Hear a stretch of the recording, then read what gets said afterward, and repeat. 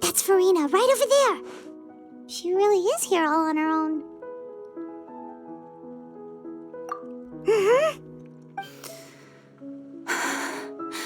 Should I just give up? This is all meaningless. What was meant to happen did happen after all. Everyone's dead. I'm sorry. I am so sorry. Give up, Furina. There's no point in holding out. I'm sorry. But what can I even do other than to repeat meaningless apologies over and over? Who's that? Don't worry, Furina, it's just us. So it is you, blonde traveler from another land. Why, I almost thought you were someone from that mob of my ignorant subjects, come to kneel and beg for my forgiveness. Furina, you were crying just now, weren't you? The tear stains on your face are obvious. What do you mean, tear stains? Oh, I remember. The show at the Opera House earlier this morning was so moving. I'm still trying to process it. Who did that uncivilized rabble think they were, disturbing my enjoyment of the arts? They even dare to tout their Archon. I must teach them a lesson. I can just imagine their twisted and frustrated faces once they realize that I'm nowhere to be found. Oh, and I'm sure Nouvellette and those people from the Marche Chaussee Phantom are freaking out right next to them, too.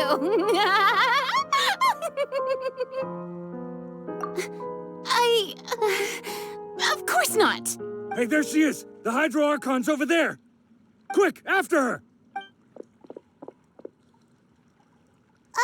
Furina, those people seem to be after you. They are?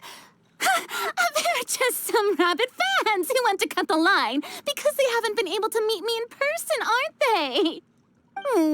That's against the rules. I can't let them get their way. Furina just ran off! Quick, we have to catch up with her!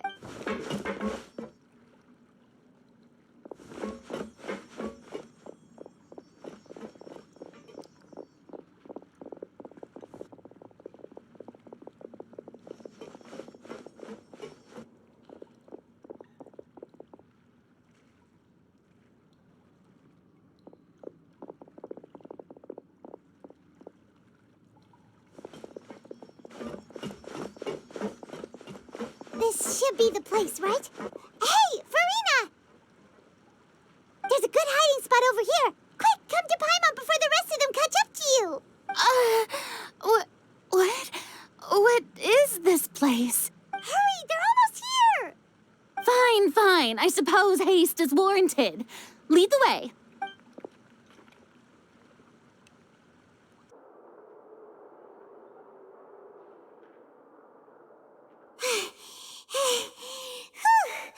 Paimon's exhausted.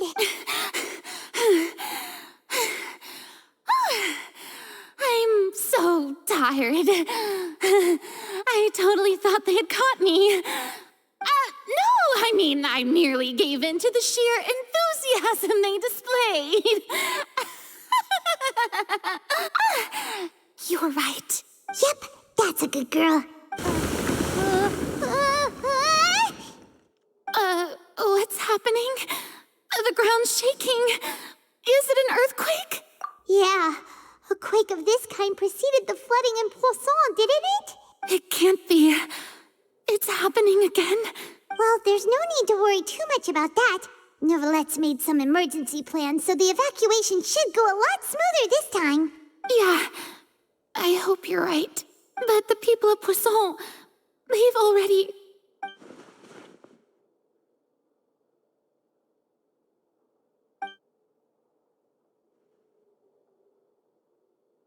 It's true. I've been investigating the prophecy for hundreds of years. I once had informants all over Tevat, searching for clues and feeding information back to me. I've tried all kinds of ways, too, to hold back the sea. Anything to keep the coastline from advancing. But all my efforts proved to be futile in the end. Really, the truth has been clear to me for a very long time. We cannot make an enemy of the divine.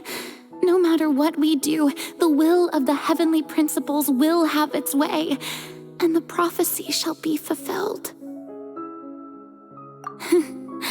Give up. I do love the sound of that phrase. It would mean finally coming to terms with fate, but also for me to finally be free. Indeed, I've thought about giving up so many times, especially after we almost lost Poisson. Fate is really unreasonable, isn't it? It has no heart and obeys no rules. The prophecy has only just started to come true, and so many people have already lost their lives. But just now, it all became clear to me. I still don't have the right to come to terms with fate on behalf of everyone else. As long as the final moment hasn't come, it's still not too late. Don't worry. I will keep hope alive for everyone until the very end. Well, that's enough for now. I got the impulse to play the stricken maiden, but honestly, considering my rank and station, don't take any of what I just said seriously. How could I possibly let Fontaine fall to the whims of trivial prophecy? Come on! Paimon could have sworn you were actually being honest just now.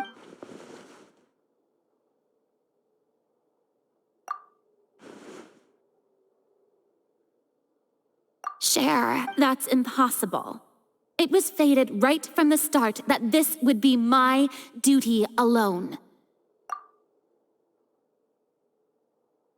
A witness. Yes, I've heard that you came to Tevat from beyond the stars, yes. And if Tevat is, in its entirety, a show on a stage, then you're just a spectator, aren't you? If that's the case...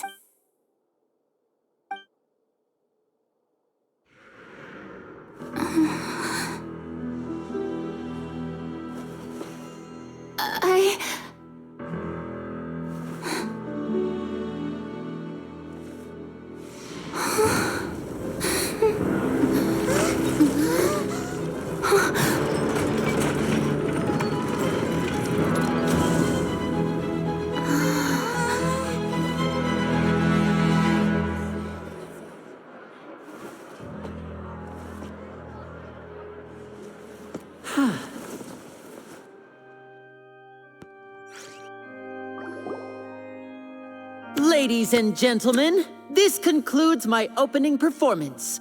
Now, without further ado, we may proceed to the trial of our god. So this is what it is.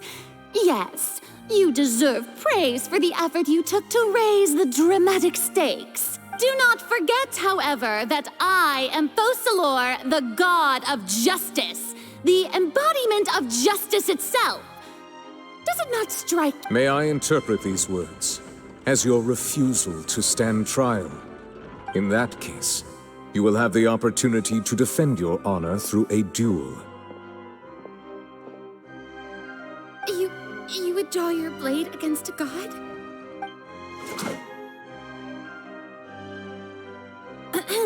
I see. It seems like you have made up your mind.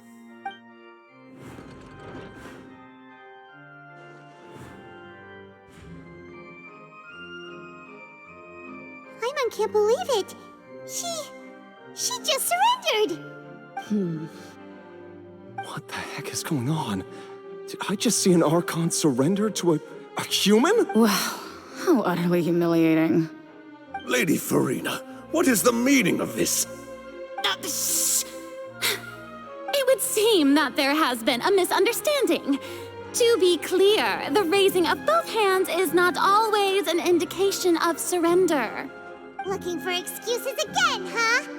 I raised my hands just now to indicate my acceptance of the trial. No duel shall be necessary. I will admit that I've been running away for a long time. I'm sorry, everyone. I was unable to protect the people of Poisson.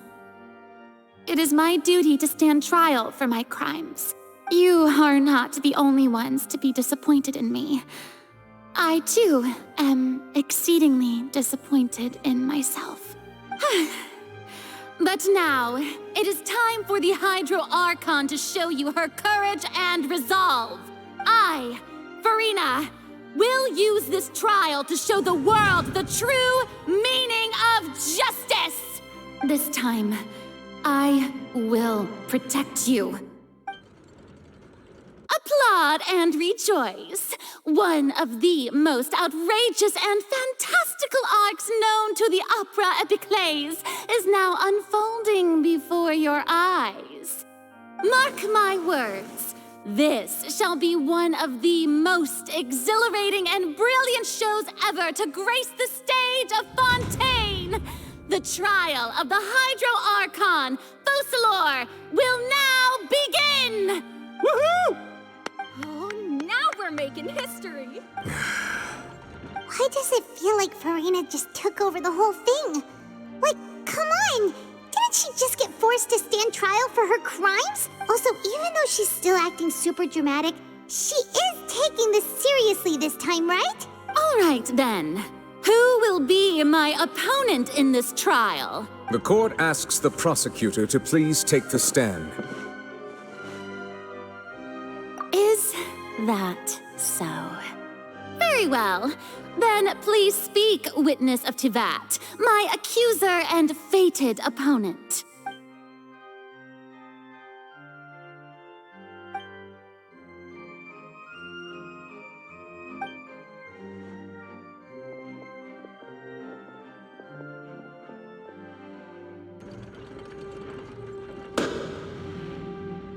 Also, please allow me to ask, as a final question before the trial begins, just how much work did you do to force me onto this stage? Well, we did do a lot of prep after the meeting that day. I can go over the tasks assigned to the Spina di Rosula, since they were rather straightforward and easy. Navia, the president of the Spina di Rosula. Most of the people who participated in the disturbance this morning were my subordinates. They changed into plain clothes and came to the Opera House as regular audience members, waiting for the perfect opportunity to incite insurrection against you. The people's resentment against their Archon has been building as more and more of the prophecy is fulfilled. A spark was all we needed to turn smoldering anger into a flame. Moreover, according to our understanding and analysis of you, when something like that occurred, you would likely flee the scene and head to Poisson by yourself. So, we arranged for a second group to lie in wait there. So, you mean, the ones who scoured the settlement for me were also from the Spina? And their goal was to force you to step into the giant magic box so you may personally participate in the greatest magic performance in all of Fontainian history. That's right. That house was a magic box rather than someone's residence. As the super ultimate version of the setup that I used when I first performed at the Opera Epiclese, the volume of the box was increased by a whole order of magnitude, and the distance it traversed was the entire gap between Poisson and Araneas. Its cargo, of course, was an Archon instead of a human. My thanks, Furina. Without your help, we could never have pulled off such an extraordinary performance. You're welcome? Of course, this performance was only made possible with Father's support. The House of the Hearth spent a massive amount of labor in Mora to pull this off. We had to select a location, construct the giant magic box, dig a tunnel, and open up a path through the water. It was a lot of work for all of us. So, in other words, the earthquake that we felt within the giant magic box was just a normal tremor from the transportation of the whole house? That's right. It wasn't a sign of another disaster to come. Then, I can guess Nervilette and Cloran's parts. You gathered a crowd, prepared a stage, and made sure that the champion duelist would be immediately ready for a fight. Also that as soon as I appeared on the stage, the trial may commence without a hitch. Am I right? Yes, that is correct. Well, Clorand, I must commend you for your courage. Only the most outstanding champion duelist in all of Fontaine would accept a duel with an Archon without flinching. Thank you. As for you, Traveler, I suppose your role was to keep me distracted with conversation once you found me in Poisson. You'd make sure that I didn't notice anything amiss before revealing yourself as my prosecutor once we'd arrived onto this— Oh?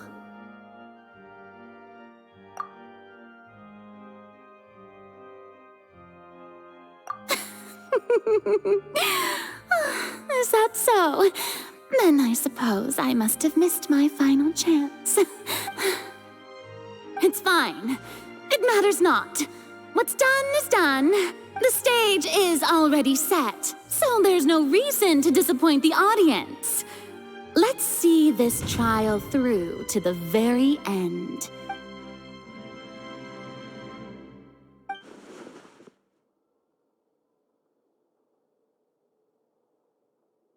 Madam Prosecutor, please allow me to pass this along. This is a document that Miss Charlotte applied for and received permission to share with you during the trial. According to her, it should speed up the proceedings. Huh? Charlotte wanted to give us something? Oh, so she's here too! Hey, Charlotte! Oh, let Paimon see. Isn't this the exclusive interview that she did with us before? Wait, then that means this document is a perfect timeline of everything that's happened ever since we stepped foot in Fontaine! So in other words, we can refer to this anthology of evidence every time we want to use something from our journey as evidence for an argument. Let's quickly confirm the information in it. Just think of it as a refresher, all right? The prosecution and the defense are both in position. The trial shall now begin. Oh, come on, Nervylette. There's no need to repeat all the unimportant legalese. Just fast forward to the part where the prosecution lays out my offenses. As the defendant and the lead actress of this performance, I still haven't even been informed of my supposed guilt in all of this. Of course, it is only natural for humans to struggle to understand the actions of a god. However, you will need more than that to convict me of a crime. That's true, but my charge here is unrelated to your conduct as an Archon. Instead, I would like to charge you as a fraud who's never been the Archon in the first place. Wait, what was that? Lady Furina's a fraud? Hey, I came here thinking that we were going to try the Hydro Archon for forsaking her duty, but did I hear that right? She's not our Archon at all? Charge accepted. Lady Furina, do you plead guilty to the charge? Lady Furina. I plead not guilty. How can I be guilty? There is no way that I, Focalors, otherwise known as Furina de Fontaine, a member of the Seven and the Regina of all waters, kindreds, peoples, and laws of Fontaine, could be anything other than your true Archon. Yeah. Even though Lady Furina can be rather eccentric, isn't it going too far to doubt her very identity? Yeah, I've never questioned her identity either. Sure, Lady Furina can be super irresponsible, but what grounds does that prosecutor have to make such a huge claim? I have cause to believe that common sense will prevail in this case. Many of the members of the audience have known me as the Hydro Archon ever since they were born. There would be no fooling their memory. See? Even the Oratrice has decided to show me its favor. Are you sure you want to commit to a charge that will never be upheld? If you wish to drop the case, I can promise you as the god of justice that fact, you will not have to face trial for making a false accusation. We will treat everything that's happened as a dramatic spectacle and move on with our lives. What do you say to that? An argument with near impossible odds, huh? We have to not only refute Furina's claims, but also overturn the long-held beliefs of the people. Well, I tried to give you the chance to surrender. If you must persist, then let me ask. If you believe I'm not the Archon, then what manner of being do you think I am? And if I was not the Archon, then how did I manage to live for over 500 years? First of all, you may be a member of another long-lived race, which would allow you to naturally possess an extended lifespan. And second of all, even if that wasn't the case, there could be other ways to extend your life. Who gave you that idea? Was it the knave? You'd sink so low as to use a harbinger's words against me. A curse? I once thought it possible that the aura of an Archon might naturally resemble a type of curse. But in light of this claim, perhaps what I sensed was not your divinity, but a curse after all. Neverlet sensed it too, huh? Lady Furina is actually a human? Well, it is true that it's extremely difficult to tell humans and gods apart just by looking at them. It's not impossible.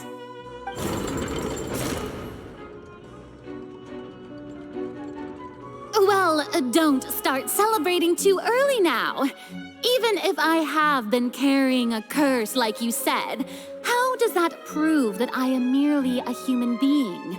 Besides, everyone knows that the main difference between a human and a god is the possession of authority. Gods can do what humans cannot. That's why they're worshipped as gods. For centuries, manifestations of my authority have served the nation of Fontaine. One need only to turn their eyes towards the Oratrice Mécanique d'Analyse Cardinal in this very opera house, or consider the endemnitium that is used in every aspect of life.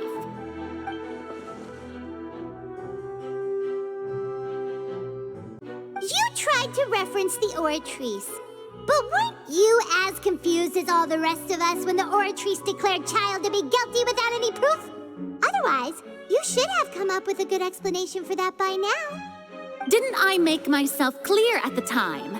The decisions of the gods are naturally difficult for humans to comprehend.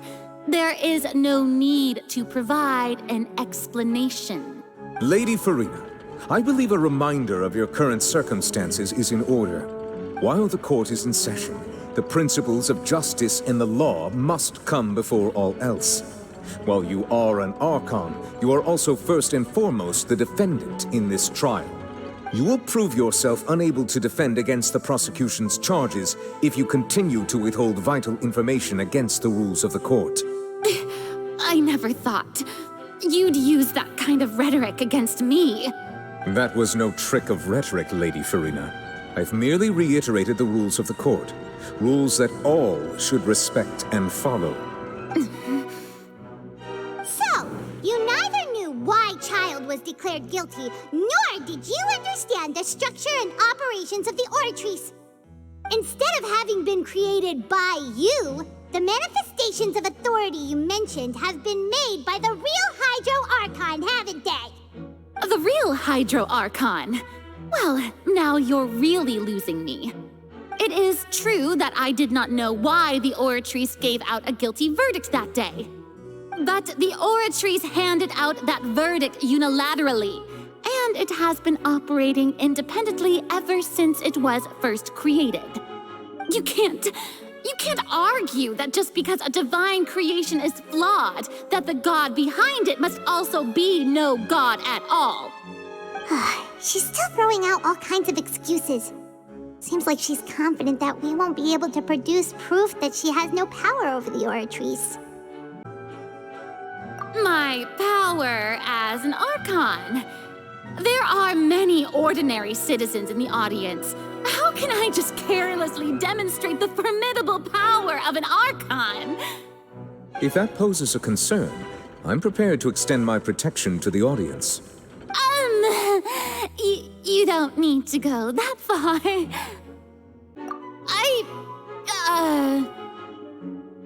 Aren't you the Hydro Archon? Or is it that you can't even wield the power of Hydro, much less the authority of a god? Indemnitium! Yes! It's all because of Indemnitium! All Archons derive their power from the faith of the people, and I've converted the people's faith in justice into Indemnitium. Thus did I give up all of my divine power to provide everyone with energy for their daily lives. Have you ever seen a more magnanimous god? Isn't that a huge stretch? Yeah, no matter how generous an Archon can be, how could they give up all their power? Can a god with no power even still be called a god? It seems like nobody's buying Furina's excuse. Hey, come now, everyone. Please don't stare at me as if I was a liar. I'm still the same Furina you knew, right? The one that you loved. Shouldn't you want to believe in me? Please? You've got to believe me. If what the prosecutor said is true, she really has committed a grave offense. Did she deceive all of us? And all of our parents and grandparents too? And then all of our ancestors? Ever since they were born? Enough. That's enough. Tell me then, if I'm not the real Hydro Archon, then who is? If you have no evidence of another Hydro Archon's existence, nor can you find anyone who can back up their claim to be such, then what grounds have you to say that I'm not actually the real deal? Wow, she came up with yet another argument. How can we refute her now? Seems like she really doesn't want to give up.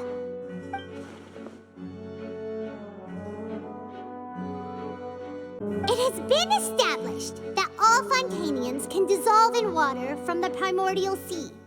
And that means... Since you insist on claiming to be a god and not a human, then there's a method that you can use right here and now to eliminate all suspicions of you being the latter.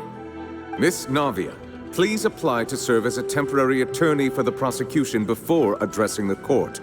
Though you act in partnership with the prosecutor, you must still adhere to proper procedure.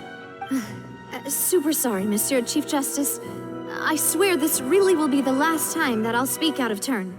Now, I've brought some seawater from Poisson.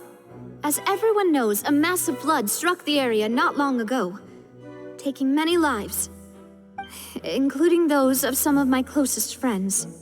So, Miss Furina, would you dare to touch some of this seawater?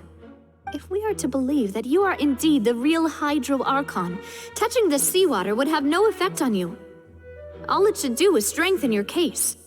But if you don't dare to touch it, then we would have basically proved the reverse. Oh, and I must remind you that after the disaster at Poisson, nobody wants to see any more people dissolve. I do hope you'll act prudently and choose the simpler path of admitting guilt. Navia from the Spina di Rosula. The Spina has governed Poisson for many years. I guess her suggestion is valid. If Lady Furina is indeed just a human, she's probably Fontainian like all the rest of us. Would she really dare to try?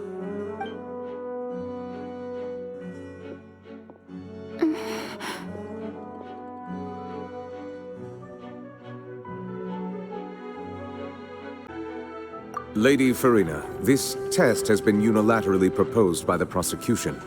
As it falls outside the realm of standard court proceedings, you possess the right to decline participation. Well, of course he had to tell her that. But refusing to participate is basically the same as a confession of guilt. She's just staring at the water without saying a single word. It really does seem like she's quite terrified of it. That could only mean... What's going on? Is she really planning to... That's not what we thought she would... Due to the inherent risk of the test, Lady Furina, you may... What? Hey!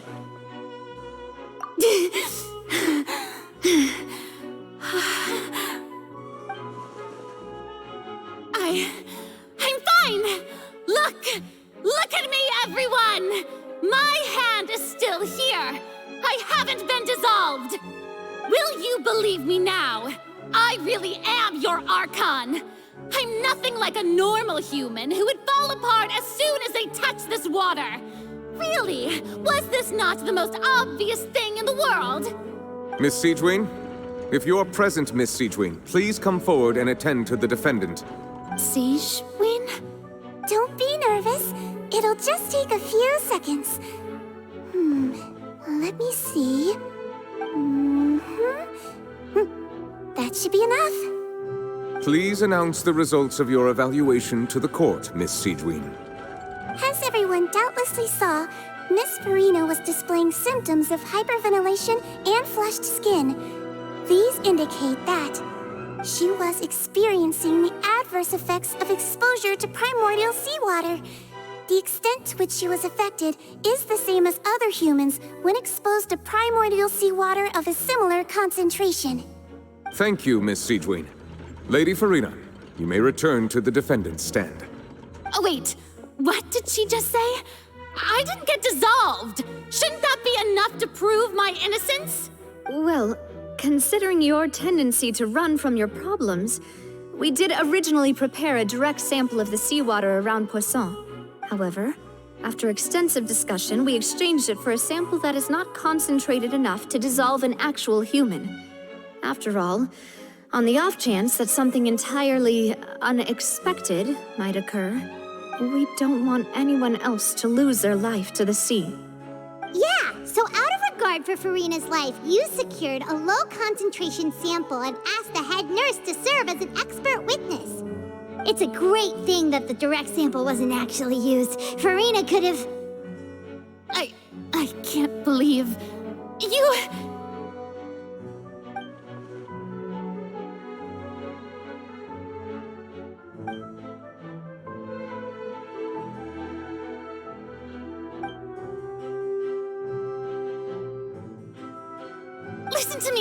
Listen to me, everyone! Please don't give me such cold and disdainful looks!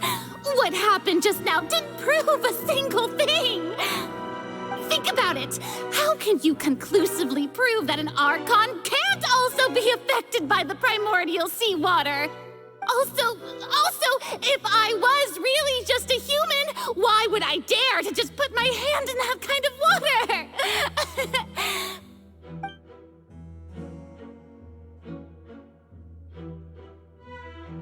Please, anyone, just listen to me! I swear, I really am your Archon!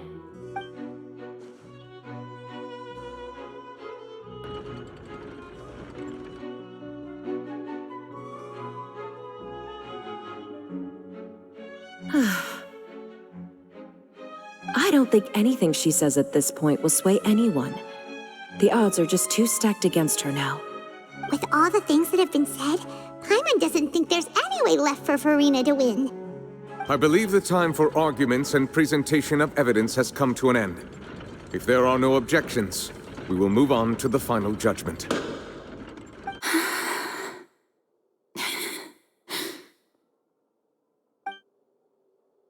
I don't think anything she says at this point will sway anyone. She's too stacked against her now.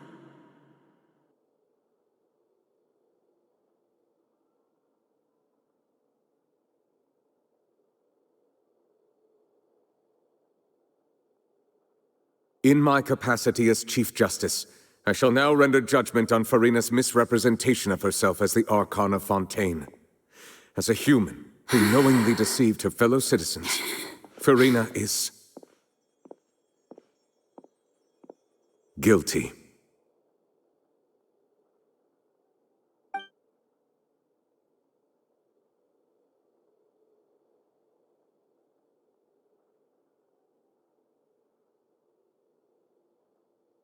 We shall now turn to the Oratrice Mécanique d'Analyse Cardinale to render the final verdict on the charges.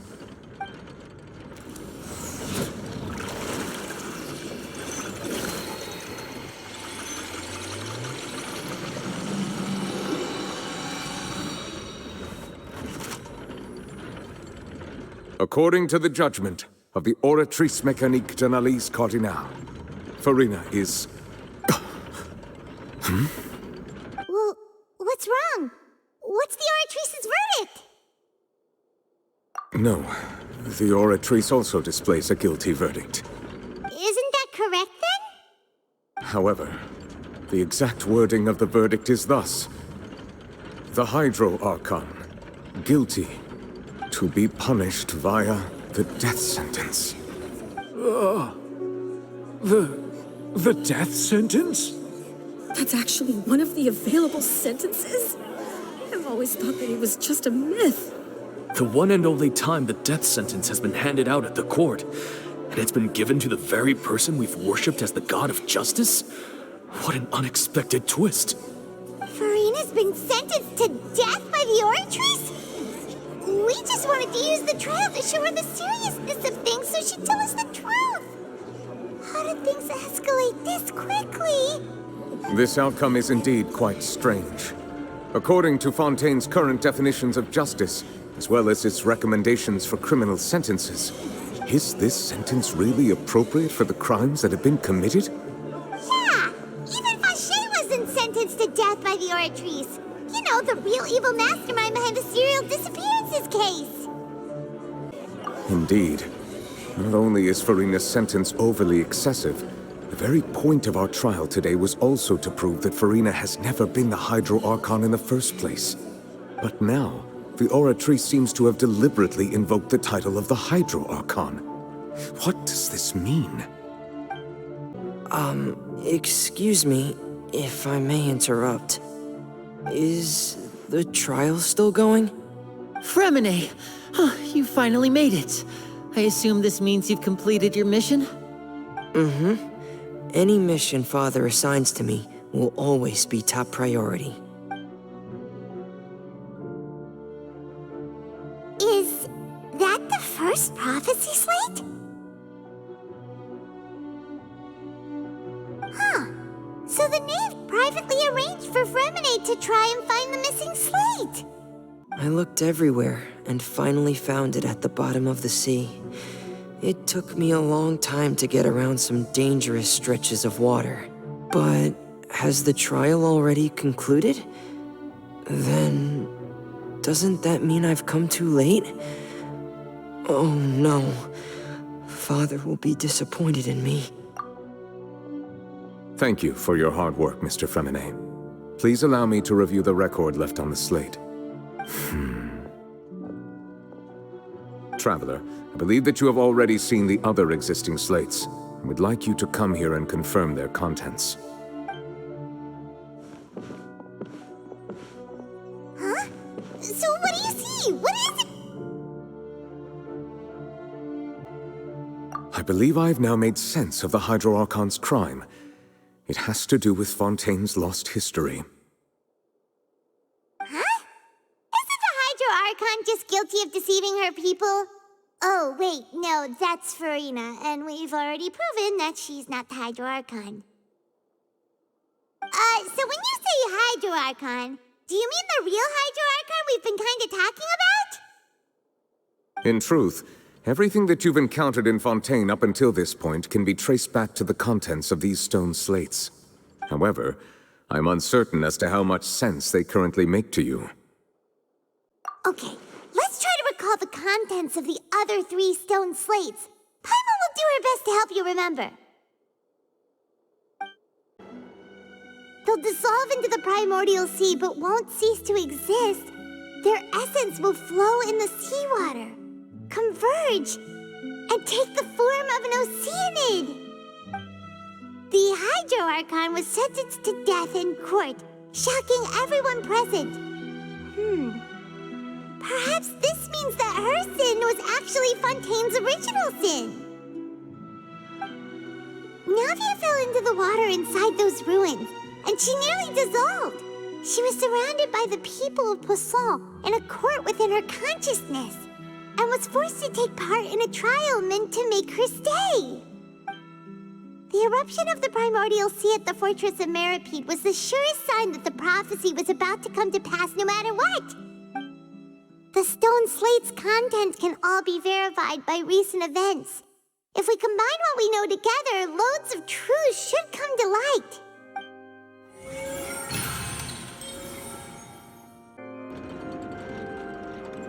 Huh? Oh, Paimon gets it now!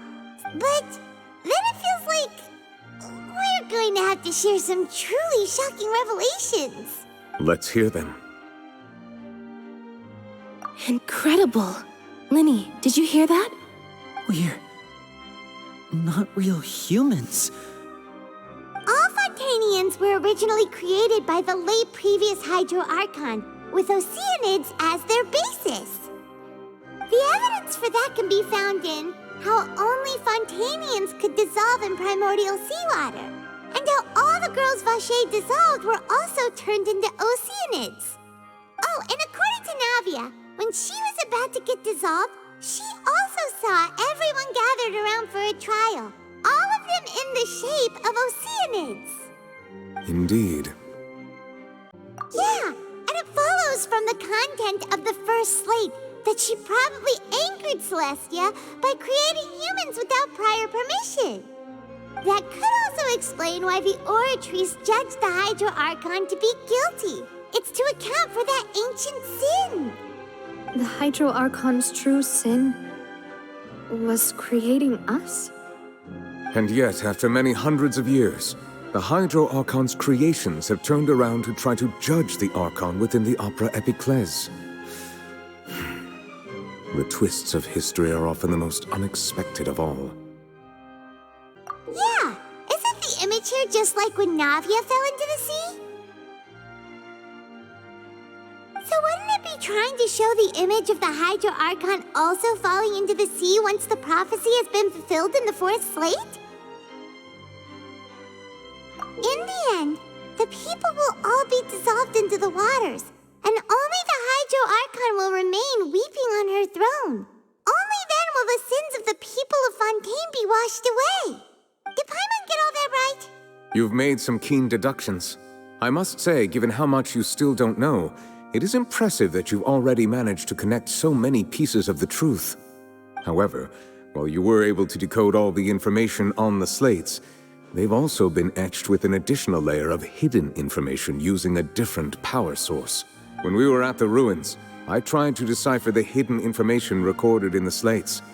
But since we only had 3 slates at the time, I was unable to come to a full conclusion.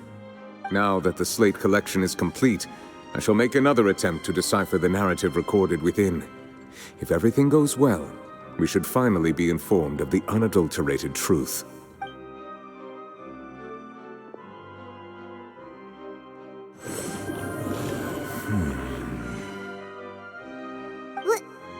Well? Did you get it? I believe I should share this truth not only with you, but with all the people of Fontaine as well. I will try to briefly summarize it for you. Your hypotheses regarding the origin of Fontainians and the sin of the Hydro Archon were both correct. In the Fontaine of old, the previous Hydro Archon sensed the yearning of her Oceanid familiars for life on land.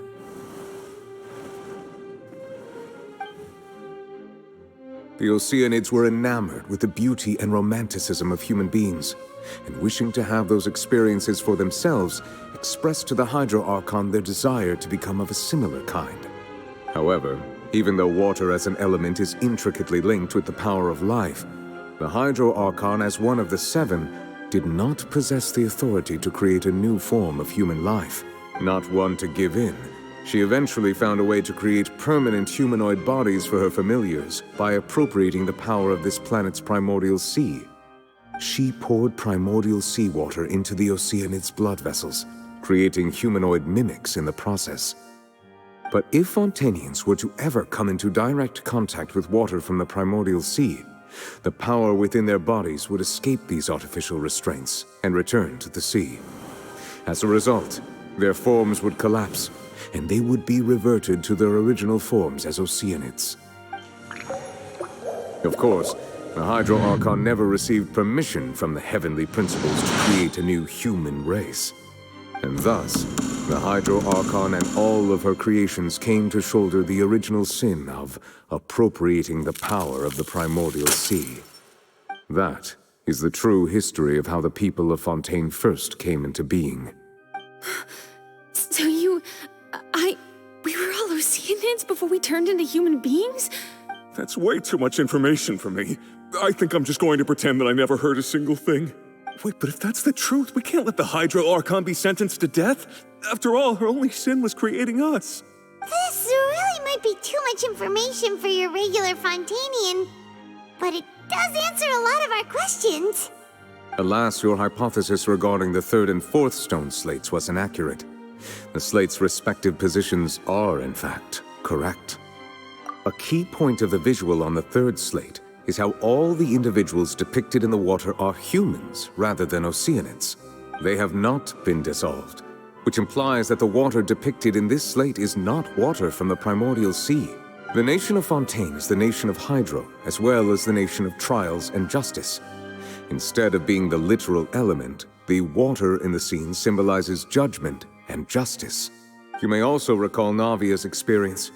When she fell into the sea, her consciousness was surrounded by that of many others who intended to hold a trial to determine her fate. Therefore, the meaning of the third slate is that the people of Fontaine shall try the Hydro Archon at the court of justice. Yes, it refers to our present situation. I think I'm following now. So, what you're saying is, even though we decided to put on this trial to avoid fulfilling the prophecy, in truth, everything we've done has happened exactly as the prophecy foretold. So now, it seems, we're the ones making sure it comes true. What should we do? Huh. No matter what, the prophecy will be fulfilled. Is this what it feels like to be a prisoner of fate?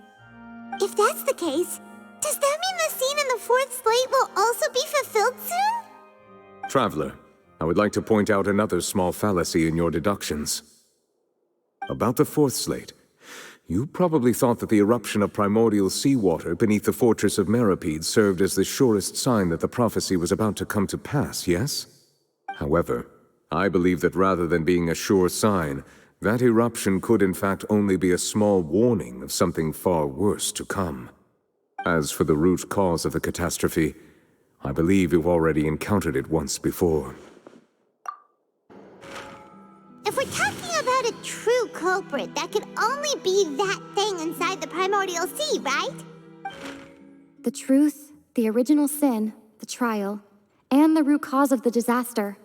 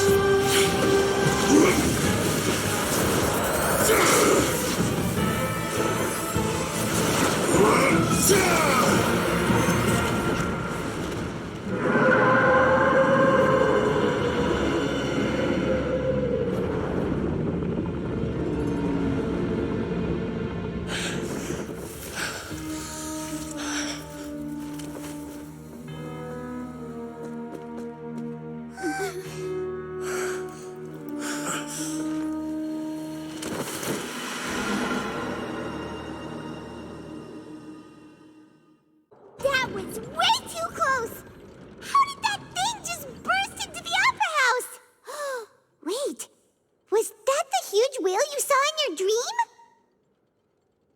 So we've met it at last. I understand very well why it has chosen to make an appearance here. That whale does not belong to Tevat. It is a monster that has traversed the stars, weeping all the while. It has been greedily consuming the energy from the planet's primordial sea, using it to grow. That is the main cause for the rising sea levels. And once it has finished consuming all of the energy contained within the sea, its next step will be... You said that when the Hydro Archon first created Fontainians out of Oceanids, she filled their blood vessels with primordial seawater. Precisely. That whale finds the blood of Fontainians nigh impossible to resist. Therefore, when it left the primordial sea, it decided to make its next stop a packed opera house full of food. Food in the form of Fontainians. We just barely managed to push it back, right? In that case, won't it come back to target the people again once it's managed to recover its strength? That is correct. Indeed, it is more accurate to say that we should thank that Harbinger for buying us some time. Without him, the whale would have likely come onto land far sooner. From the way he looked, he must have been fighting the creature for quite a long time. That battle maniac. We've always known that he had a special connection with that whale, but we definitely didn't expect it to help us out like this. Anyway, now that we know that this whale is the actual cause of the disaster recorded in the prophecy, all we need to do to stop the prophecy would be to find a way to beat it up, right? It is too late. It had already absorbed too much of the primordial sea's energy before we could notice it. At this point, it has become practically integrated with the sea itself. Even if the entirety of Tevat were to be destroyed, it could still survive and swim off towards some other world. That's not something I will accept. We've already done everything we can, and we even found the true culprit. We've come so far. You can't just tell me that the last hurdle is some impossible foe. That's just not fair. Indeed, that's not how a grand performance should end. I'll fight it to the end, no matter what. So the prophecy will be fulfilled no matter what, huh?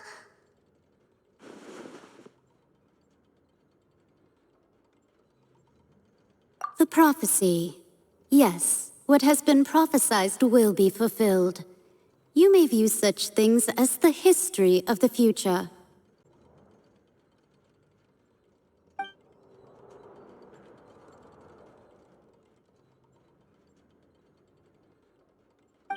Just as prophecies are usually only the future as seen from the perspectives of the gods, could things be happening in hidden corners where the gods' gaze does not fall? Ultimately, fate shall serve as your only guide, no matter what will happen in Tevat's future. All you need to do is to play your part.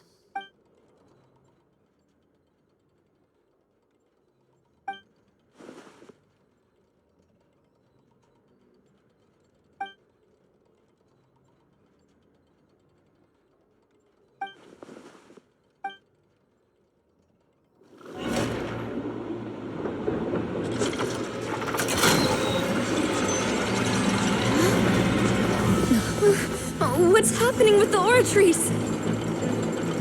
I believe it is preparing to carry out the death sentence.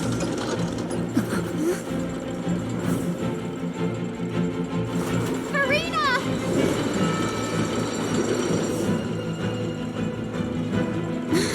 No, I still need answers.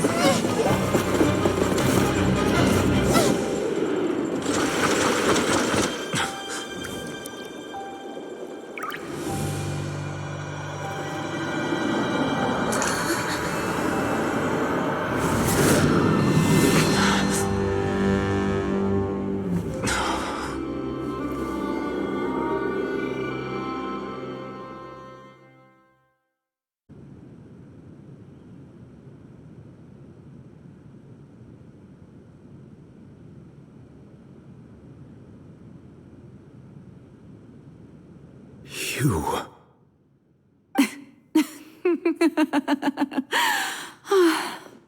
Sorry. That shocked expression on your face is just too amusing. I couldn't help myself. You are not Furina. Who are you? The sweet sound of bewilderment. Marvelous. A sure sign that my attempt to deceive everyone was a resounding success. But to answer your question, I am Focalors. You know, the god. Focalors? Why did you deceive us? Oh, that wasn't my goal, of course. Goodness, no. But I had to fool everyone else too, if I was to stand any chance of deceiving the heavenly principles. Deceiving the heavenly principles? It's all because of that pernicious prophecy. Dreadful, wasn't it? Everyone doomed to dissolve. Fontaine condemned to be flooded. One was not amused. In fact, one was positively bemused when that problem was thrust upon me by my dearest predecessor. That's the former Hydro Archon Egeria for the uninitiated. It hardly gets more disastrous than a preordained national catastrophe, now does it? She knew full well that the prophecy would surely come to pass. And as one of the seven, she also knew full well that one defies the heavenly principles at one's peril. So yes, as you have no doubt surmised, it was a rather impossible situation that I found myself in. I spent a terribly long time mulling it over, alone on the ocean floor. And I was almost growing barnacles by the time I finally realized there was only one possible solution to this confounding conundrum. I had to outwit the heavenly principles, allow the prophecy to be fulfilled, ostensibly at least, while saving everyone at the same time. I'm a genius, I know. I can only assume that's why Egeria chose me as her successor. Although, looking back now, it was hardly the inheritance one dreams of. Between the task of saving the nation, the quotidian duties of the Hydro Archon, and not to mention the original sin of creating a new race of humans, I dare say she left me quite a colossal mess to clean up. But one can only play the hand one is dealt. I did not choose this, any more than I chose to be one of her Oceanid familiars. So you were also once one of the Oceanids, transformed into a human by Egeria's hand? Yes, I was. I always dreamed of becoming human. And I still do, even now. In my eyes, to be human is to be part of the greatest opera ever known. After becoming a god, I separated my divinity from my body and spirit, leaving behind only a self that was as naive and bewildered as my past self on her first day as a human being. The me you see before you now is that divinity, and the human counterpart I left behind, I named Furina. She could feel joy, sorrow, and everything in between. She could be as vain and conceited, or as meek and vulnerable as she wished. Her strengths were of a kind only a human could possess, as were her shortcomings. But in my eyes, Furina's humanity was what made her perfect. She was perfectly human in every way. The person I always wanted to be. Anyway, so then I cursed her. All part of the plan, of course. The plan to deceive the heavenly principles. Do you still remember the final scene of the prophecy? The Hydro Archon alone, weeping on her throne. In order that the prophecy might appear fulfilled, I invited Furina to be an actress, to play the part of the Hydro Archon in the prophecy. Under the curse I placed on her, so long as I, Focalors' divinity, continued to exist, she could not die. But nor was she free to live her life in the pursuit of happiness. Instead, she was forced to take the stage in the opera house, to embrace the role of leading lady, to forever play the part of the god from the prophecy, all to create a deceitful appearance of that prophecy coming to pass. I suppose now you probably understand why your court is called the Opera Epiclese. But Furina is only human, isn't she? Even though she has had a long life, her mind is no stronger than that of any other ordinary human being. I cannot begin to fathom what she has had to endure. It must have been torture for her. It has indeed. And although she is, in a sense, me in human form, I most definitely owe her an apology for it. It's been 500 years, and all along, she's been playing her part in the most unimaginably long, unbearably lonely, and agonizingly painful opera of all time.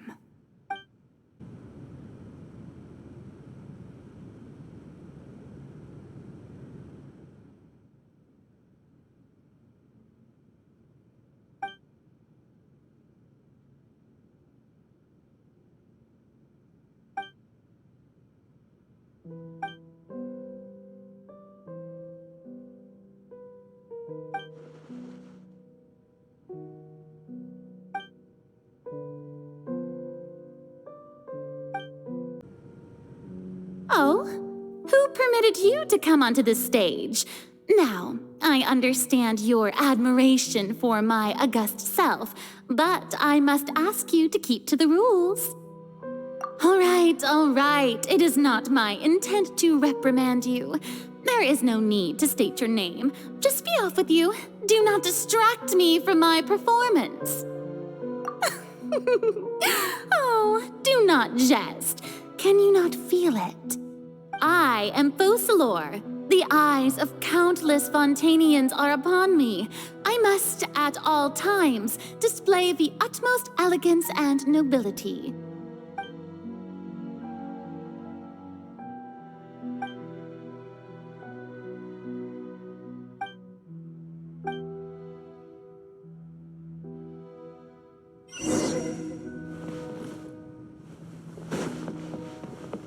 Dear audience, the performance is experiencing a technical difficulty, but worry not. The guards shall resolve it soon enough. Hey, what gives? The audience is still watching me, you know. Guards? Wait, where are the guards? Guards!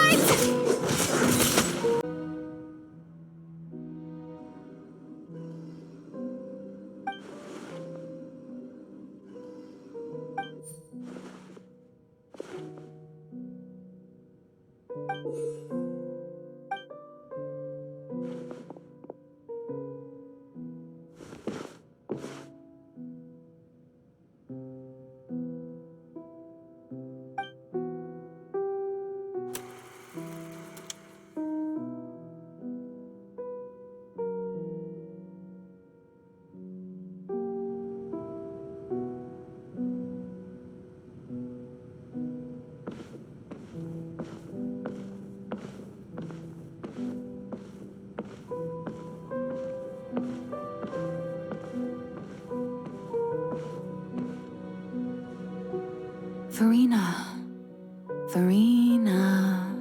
Huh? Who's that? Who's calling me? Where are you? Be not nervous. Be not afraid. I am before you. Wait a moment. You're near me? How can this be? Mirror you, huh? You know what? That's not bad. Let's go with that. Mirror me? What do you wish to say? The prophecy. Have you heard of it? What prophecy? Wait. I know. I think.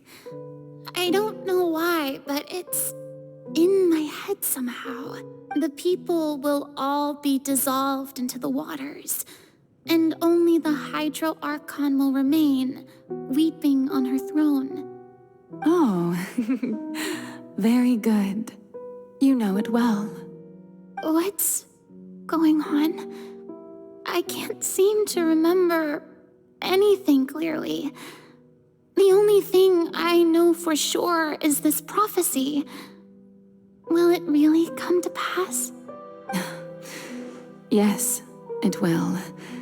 And that is why I've come to you. Disaster will come to Fontaine sooner or later. Things will develop just as the prophecy declared. There is no escaping it. But doesn't that mean everyone will die? I'm a Fontainian just like them. Will I dissolve too? Oh, don't worry. Magical meetings exist in this world precisely to give people a chance to turn things around. It is the reason why you met me today.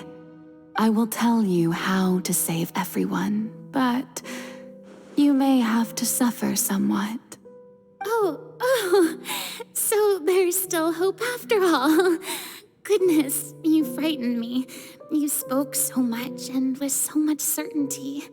As for the suffering, well, I will admit that the first thing that came to mind was, why do I have to be the one to suffer?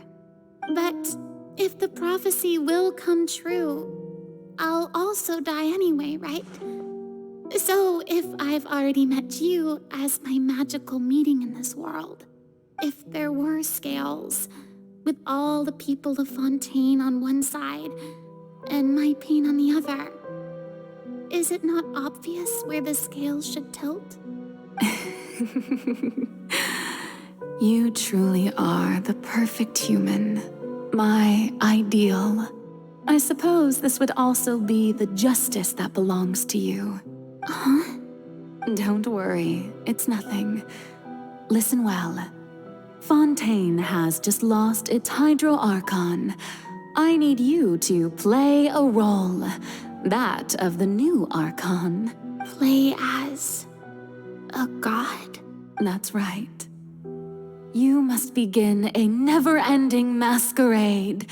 You must never let anyone suspect your identity. If you can keep it up, then I shall have my way of defying this prophecy. But should your identity be revealed, then all hope will be lost. But how will I do this?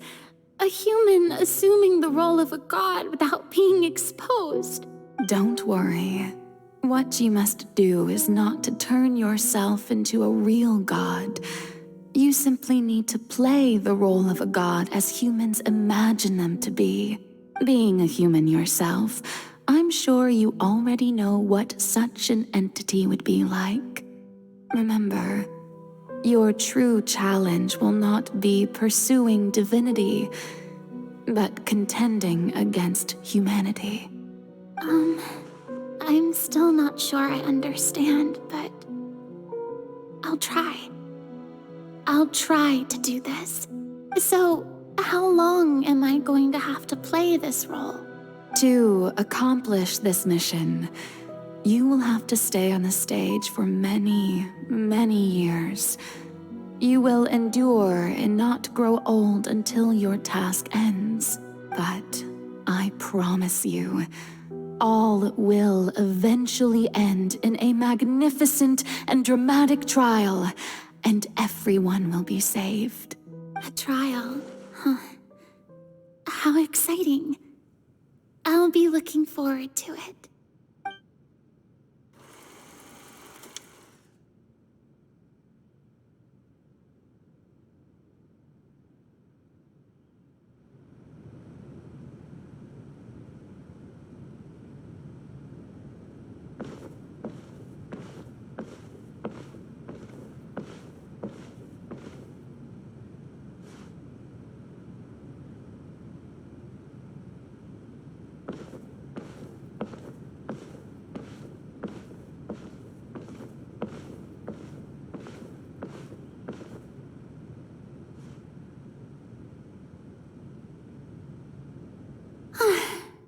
The Maison Cardinalise has announced my accession, but this is my first time facing the people.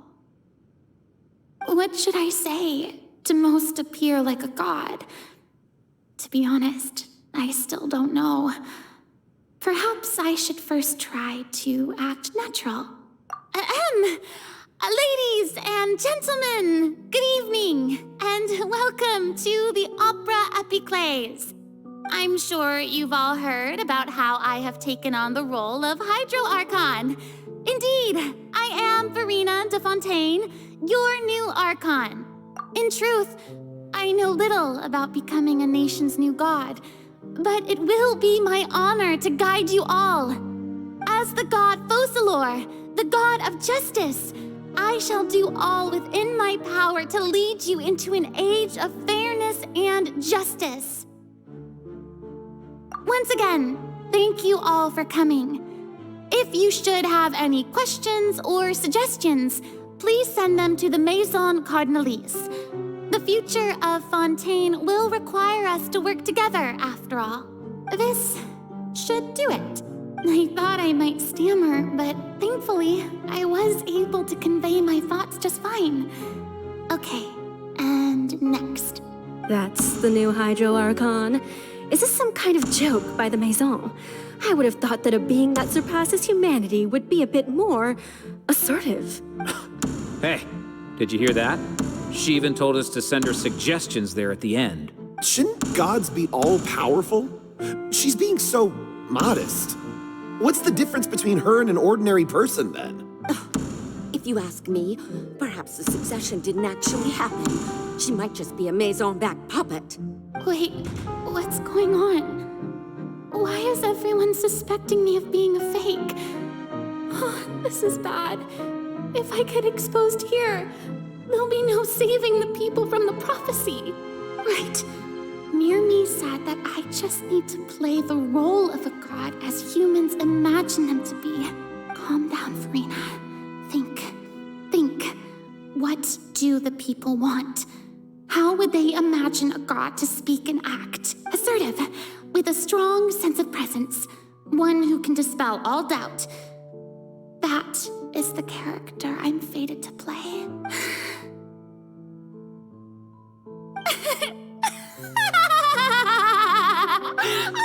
Oh, very good, my people. Only ones such as you are deserving of my rule. Now, I was wondering if some weak puppet were to one day come onto the stage and claim ownership of this opera house, would the children of Fontaine follow them? Well, it seems that you would all see right through them. Having passed my test, you are qualified to witness wondrous trials alongside my august self, here in this opera house. You may consider my previous act a door gift of sorts. I thought it was a debut that suited the atmosphere. Now then, let us be reintroduced. Ah, so that was just a performance. How could I have forgotten that we were inside an opera house? Her personality. It's quite shocking, to be honest, but I suppose it's a better look than before. Such a fascinating and bold deity. How wonderful. Our future may yet be bright after all. It seems I've turned them around. Best follow this flow and restart my accession speech. My dear people, whether you acknowledge me or not, whether you trust me or nay, I say to you, keep faith in your ardor for justice. We have heard it said that this nation's sins can no longer be washed away. Well, I say that justice is most fragrant when it blooms amid sin.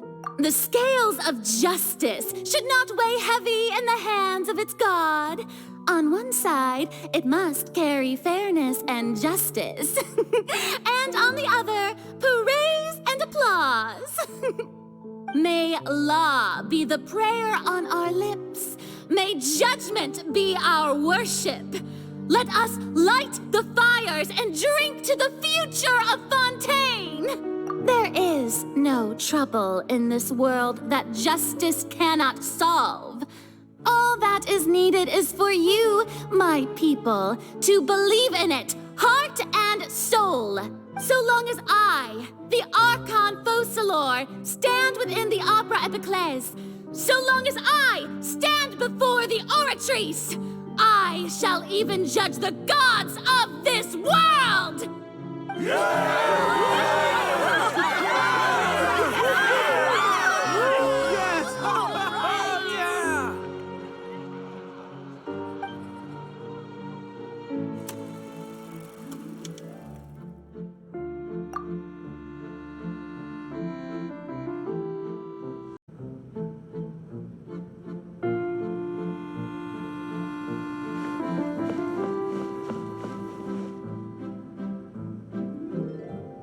Lady Furina, here are today's case reports, as well as a summary of the follow-up for your perusal. Come now, was I not just at the Opera House in person? Leave these kinds of things to Neuvillette. Besides, none of these trials were the one that I'm looking forward to the most. If I may be so impertinent, what kind of trial are you truly looking forward to? A magnificent, dramatic, and wondrous trial. A trial to end all things. How could you hope to understand? That's true. I fear I lack the ability to grasp your divine thought, Lady Archon. No need for fright, and do not take what I said before too seriously. Go now, do your duties. The trial I await. It will come one day.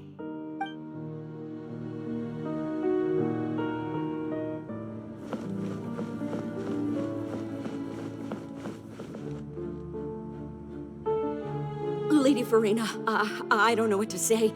Thank you for agreeing to see me. No need to thank me. Or rather, thank your own sense of perseverance instead. Long have you stood in line to meet me, have you not? Oh, I'm afraid that's just an inevitable consequence of my divine charm. All right, Deoteria, is it? How is your son's illness? You remembered me, and you knew of my family, too. He is doing much better now. In fact, he is far more of an ardent believer than I. He was the one who forced me to seek an audience with you, and to bring your words back to him. Oh, good. Very good. If this should happen again in the future, please do not hesitate to come and tell me.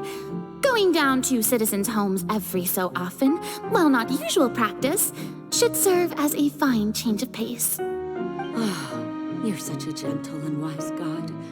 Thank you once again, on behalf of my son.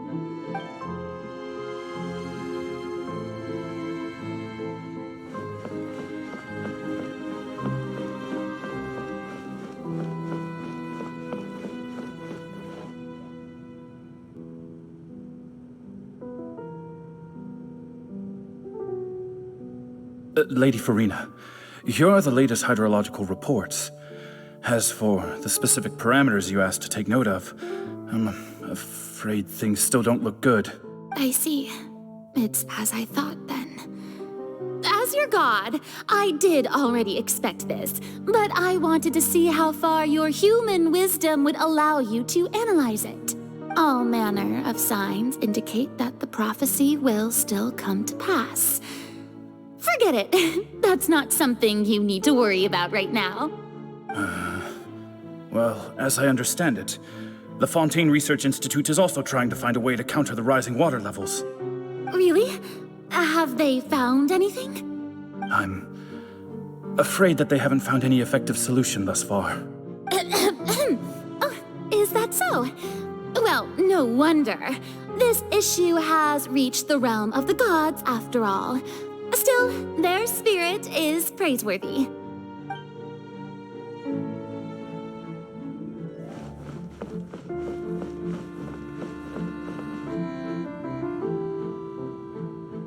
The day is finally over. I haven't had a moment to breathe this whole time. But it's good to see that everything's getting on track. There are no longer any voices of suspicion. Maybe this is fine. I just need to keep going, and everyone will be saved. All right, Furina, don't think too hard about this. You need rest. Tomorrow's a new day.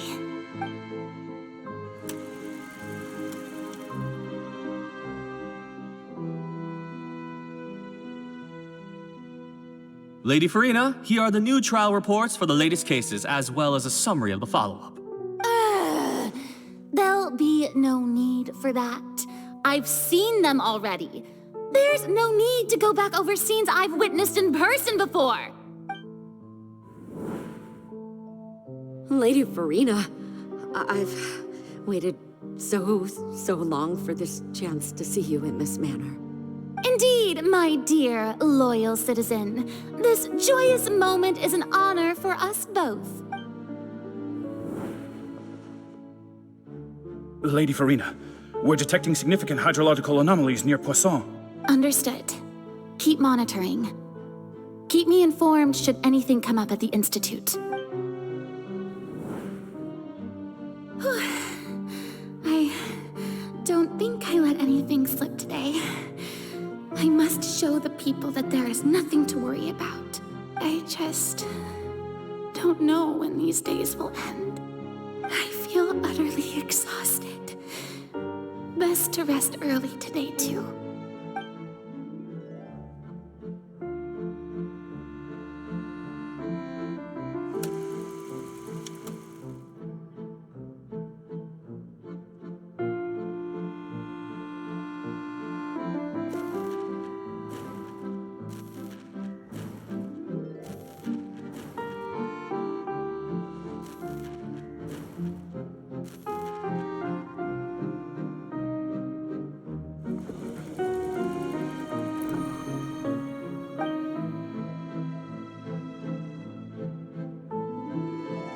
Lady Furina, it's like a dream being able to speak with you up close like this. I've heard that the first member of our family who was honored to receive an audience with you was Madame Dioteria, almost 20 generations ago.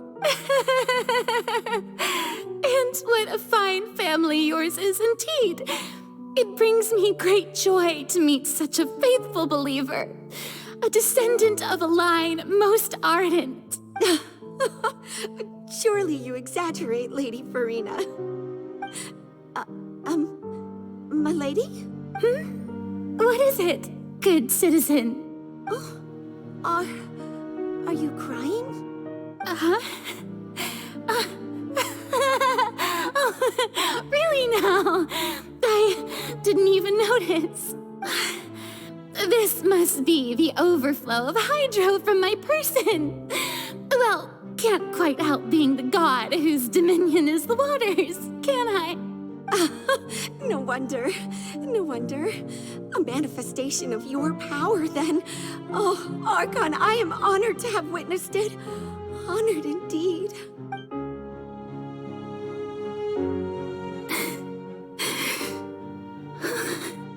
So interminable. So lonely. Just how much longer? Hundreds of years must have passed by now. Perhaps the show must go on for hundreds more. I never imagined that it would hurt so much. Have I reached my limit? No. Perhaps I reached it long ago. Today I didn't even notice my own tears. I want to tell someone, anyone, about this. But would that not destroy all I've done so far? I've conducted so many investigations across the centuries. But there's not even a sliver of hope that we might break the prophecy. All I can do is keep heart. I must maintain this act. It is the only way to save Fontaine. Please, mirror me. You have to succeed.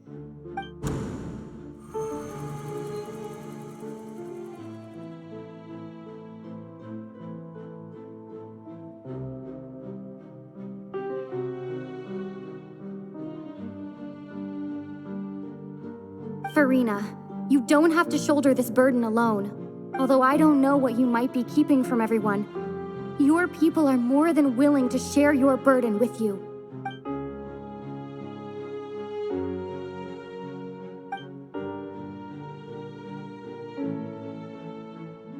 Share my burden. That's impossible. It was fated right from the start that this would be my duty alone. But even if your burden doesn't need to be shared, you can still choose to confide in someone. Just share it with me. I'm what you'd call a witness. A witness? Yes, I've heard that you came to Tevat from beyond the stars, yes. In other words, you never belonged here. And if Tevat is, in its entirety, a show on a stage, then you're just a spectator, aren't you? If that's the case... She's right. I could confide in her, couldn't I? But if things don't play out as expected, the people of Fontaine will be the ones to pay the price. No, Furina. You shouldn't be selfish. But what if it's really all right? Furina, you've worked so hard for so long. Surely it would be okay to put yourself first for once. Just this once. Is it such an outrageous thing to do anyway? To find someone in whom you can confide your frustrations and sorrows? Surely it could not hurt. If you let this opportunity slip through your fingers, it might never come by again. Think about it long and hard.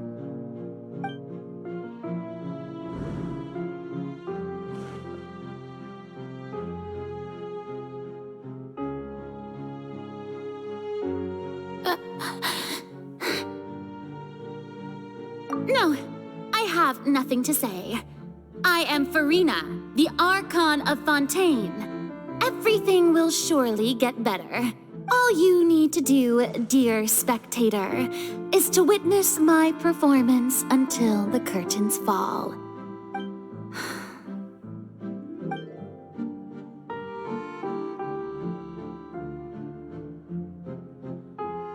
Fine.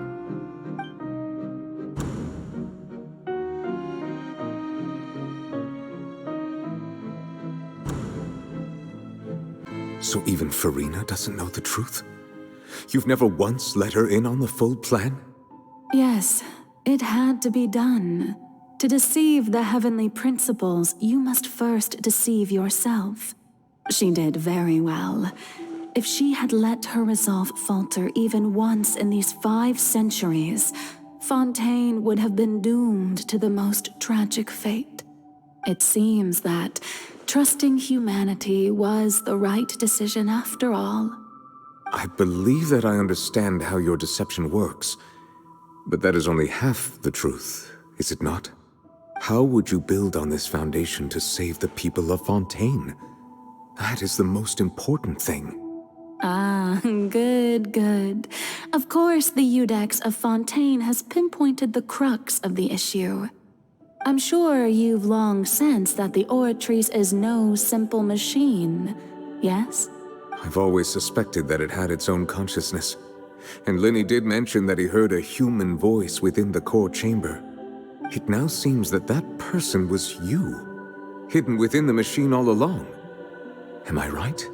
And then I became one with the Oratrice, taking Fontaine's gnosis with me. Yes, it would seem so, wouldn't it?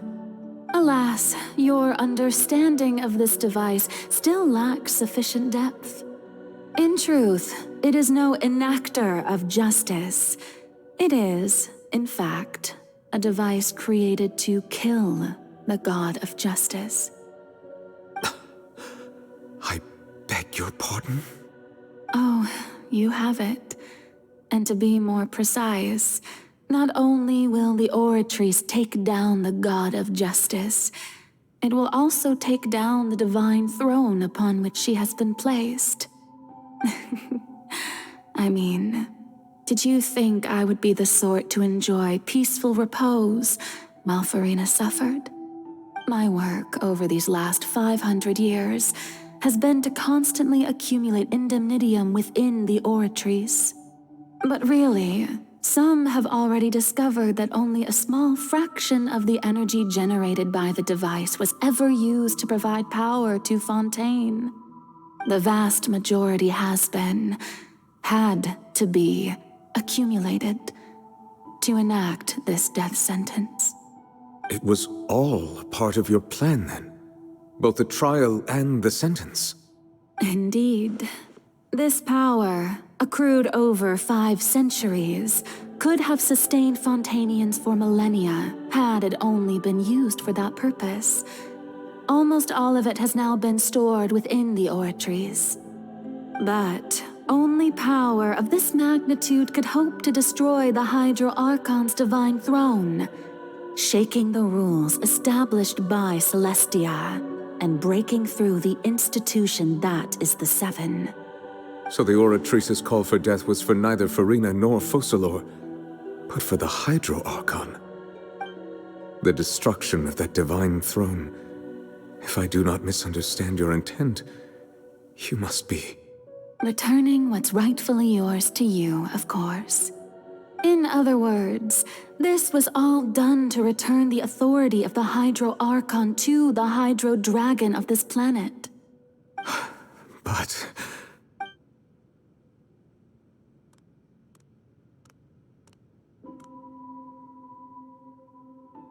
Oh, what?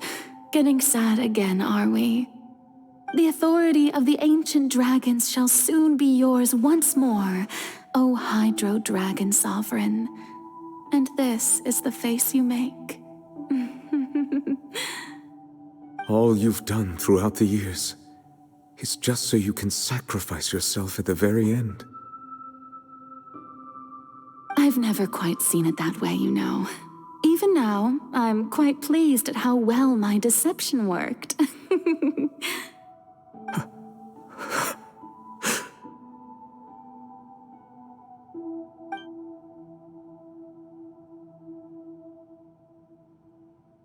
Hydro Dragon,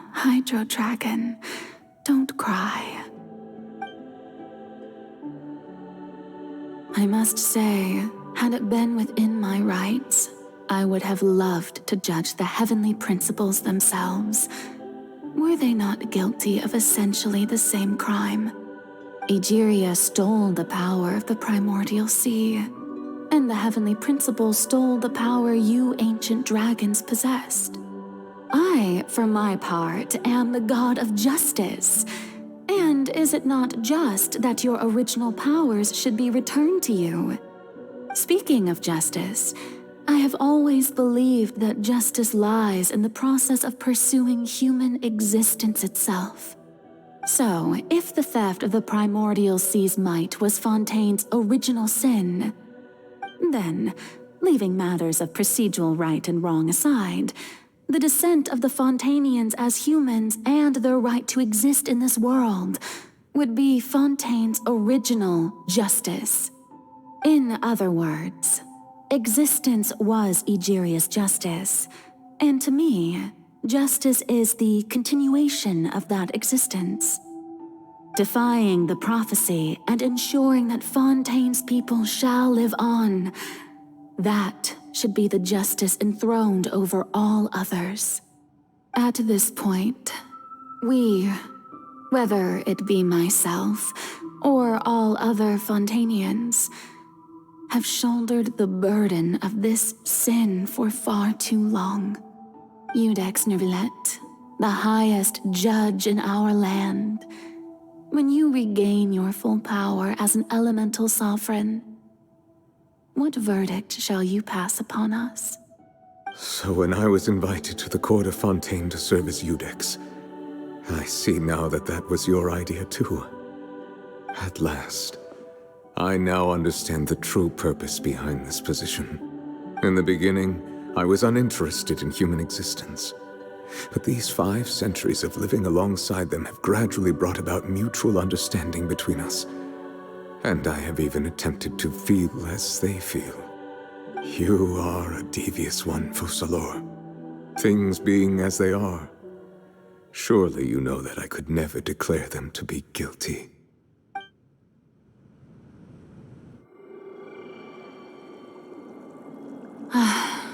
The hour of my execution is almost here.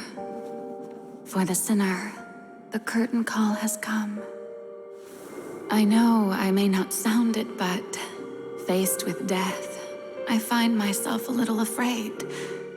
Perhaps this is one thing both gods and humans have in common.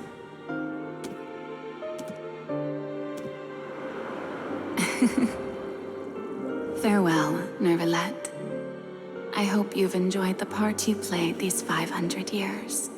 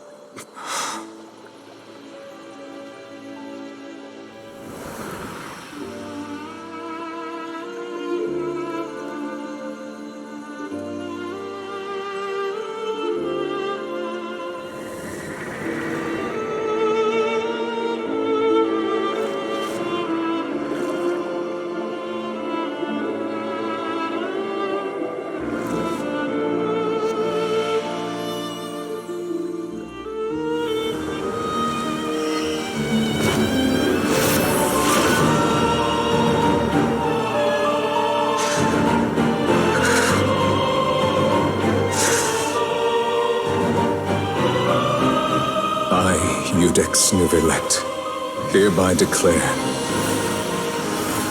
people of Fontaine, your sins are forgiven.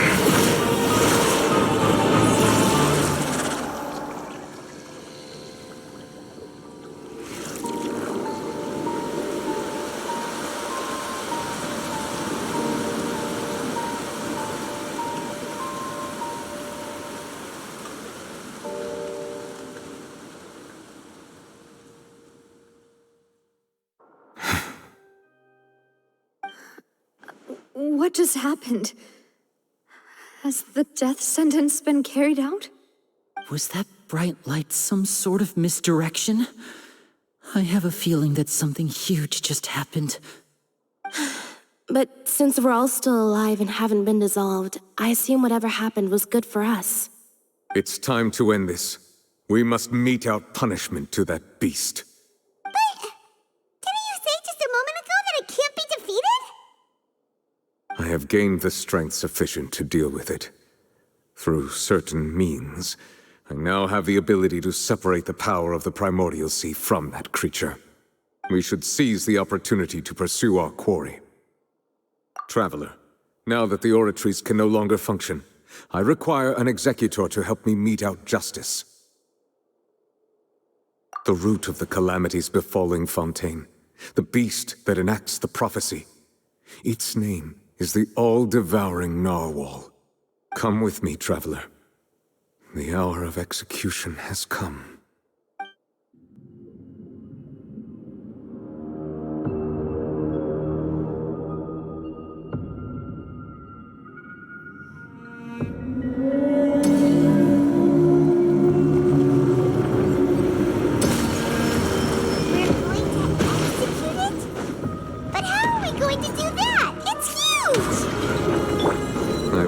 done my best to separate the power from the sea far away.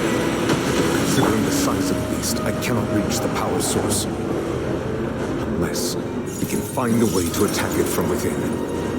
I shall share a part of the ancient dragon's power with you. We shall look for an opening together.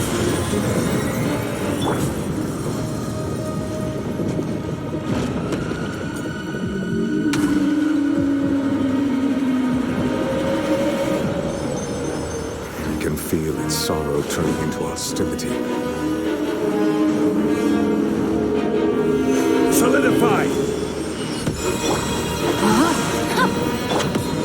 Burn!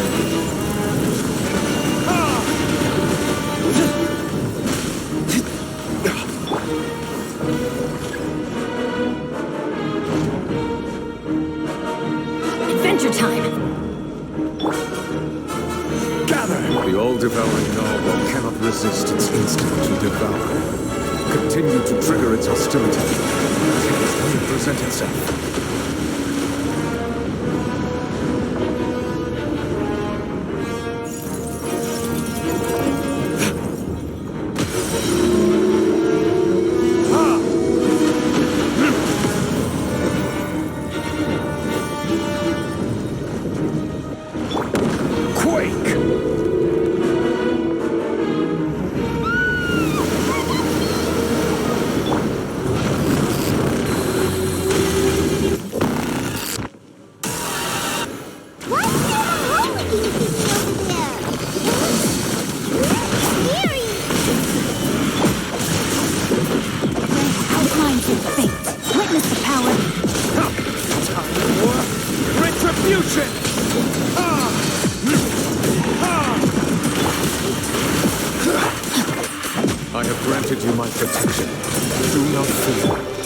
Seize the moment and use my power to suppress its root from within.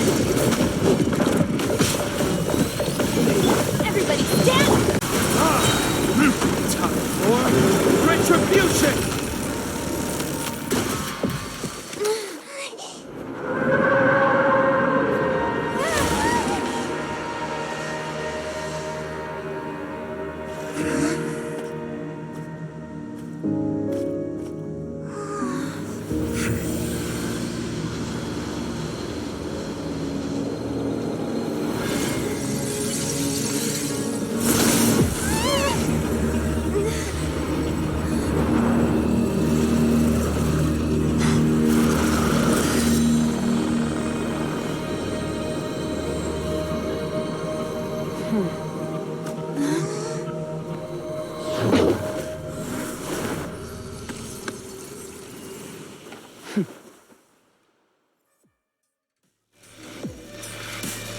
Thanks for helping with the cleanup. It should have been my job, but... oh well. It was just supposed to be a short private training session for me. I didn't think that my disciple and my master's pet would start brawling in the meantime. Well, actually, I had a feeling that it would happen at some point, but they bumped into one another earlier than I thought. What a blunder. I suppose I'll have to swing my sword 3 million times as penance. That power. Who are you exactly? Paimon has an idea. From what she said earlier, she must be Child's master. Skirk, right? It's just that he gave us the impression that she was the less talkative person. I simply did not have anything to say to the weak. But you, on the other hand, managed to defeat the all-devouring narwhal without using power from beyond this world. So you may speak to me as equals. I have to agree. It's a strange use of a planet's primordial waters just to raise an all-devouring narwhal. That kind of power is wasted on it. It's not cooperative. It eats too much. And I have more important things to do with my time than pet sitting. The only thing that creature has going for it is its looks. All in all, it fails as a pet. Miss Skirk? I think you might have missed the point. The point being? Well, being that this pet almost destroyed an entire nation. So what sort of person is your master? Well, Child's master's master. Wait, is that right? Oh, right. So you don't know him. Sorry, I assumed you did. His name is Sir Talogi. Huh? I am unfamiliar with that name. Huh. So Master isn't sufficiently famous. How should I describe him then? Have you heard of the name The Fowl? The Fowl? Still nothing? Well, how about the Visionary? Vetterfulnir then? Or Gold Rhine-daughter? Ooh, that one we've heard! Rhine-daughter's part of the Hexen Circle. She's Albedo's mom, right? Oh, so you do know that name. To be honest, I also heard all of those names and titles from my master. I don't actually know them either. But I suppose you understand now, yes? My master is likely a similar sort to Rhine-daughter. They are both pursuing some form of perfection. Wait, didn't you also mention a visionary person? Paimon didn't quite catch their name. Actually, never mind that. I believe it expedient to inform you that the all-devouring narwhal used up nearly all its strength fighting you. Such roiling hydro energies will prove difficult for the planet's deep seas to digest. As such, the Fontaine back on the surface has most likely been thrown into chaos. In other words, the prophecy that you've been fretting over should now be in full swing. What?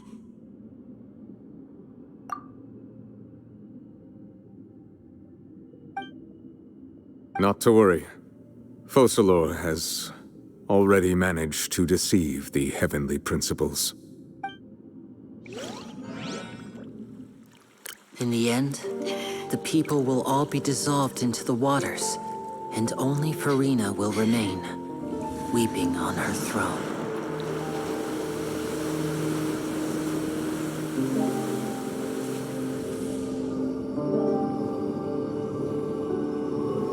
Only then will the sins of the people of Fontaine be washed away.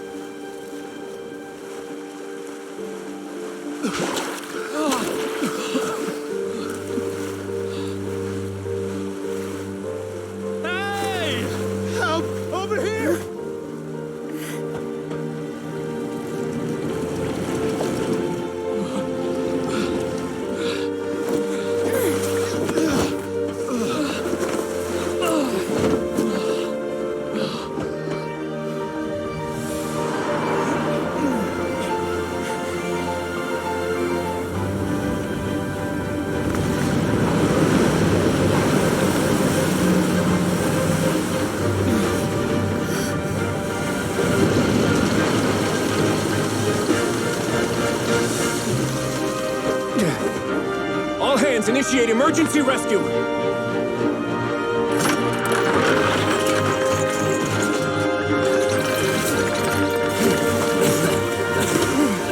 Hurry!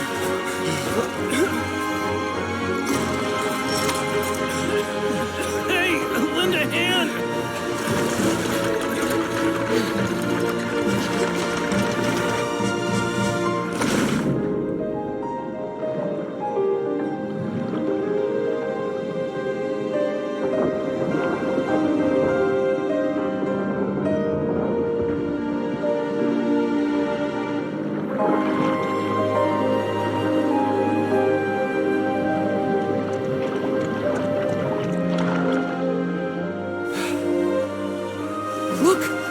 Receding!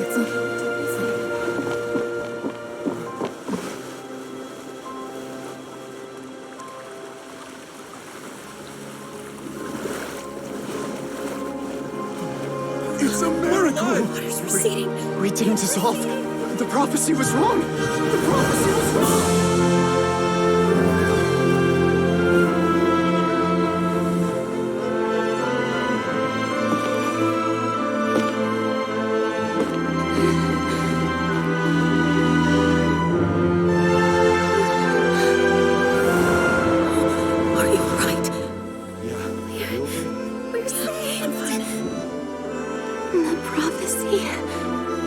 was wrong.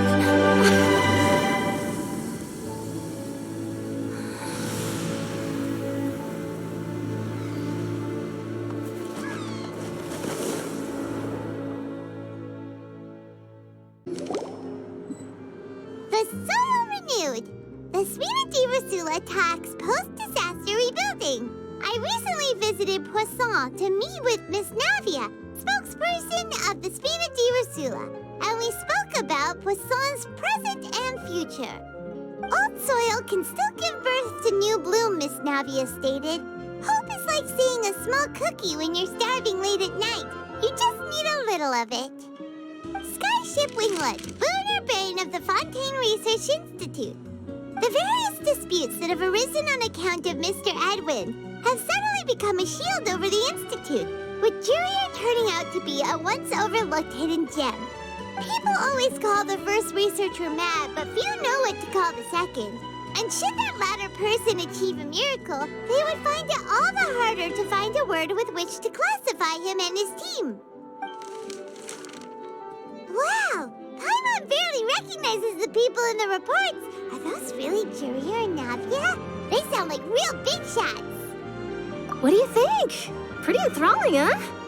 The Steambird's idea was pretty simple. With the disaster just having passed, we would print a free edition packed to the margins with good news to calm people down.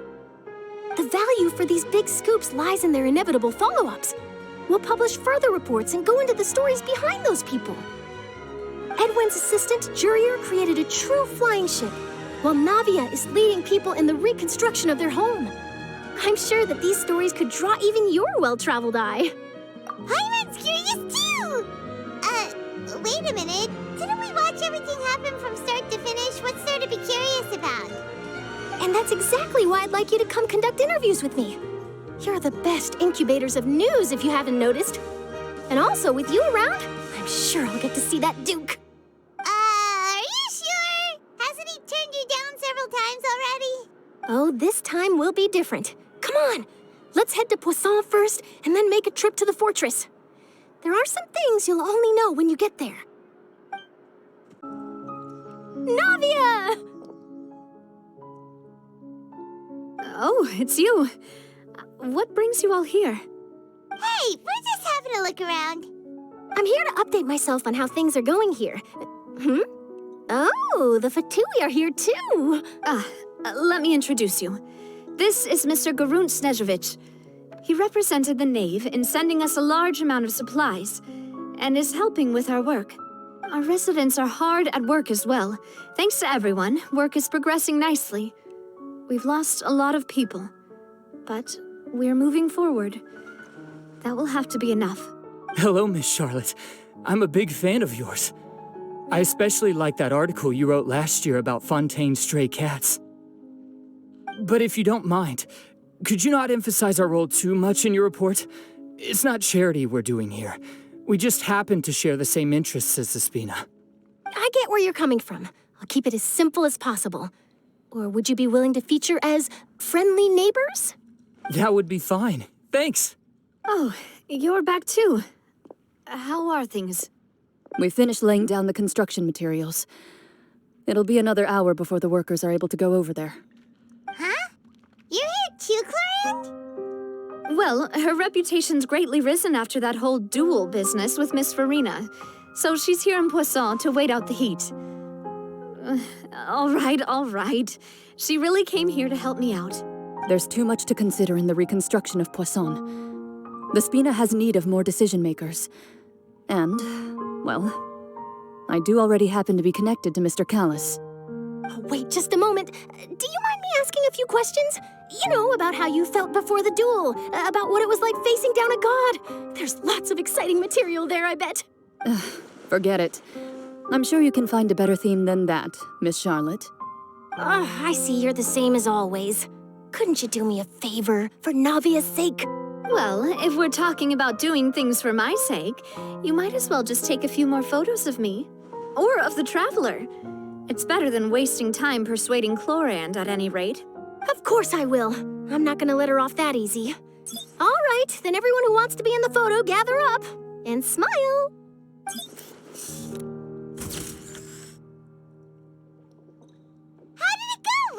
shot. Did Paimon look cute in it?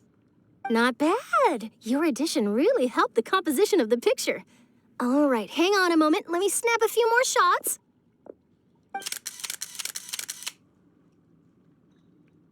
All right, that should do it. I'll be back here later anyway, so let's call it a day.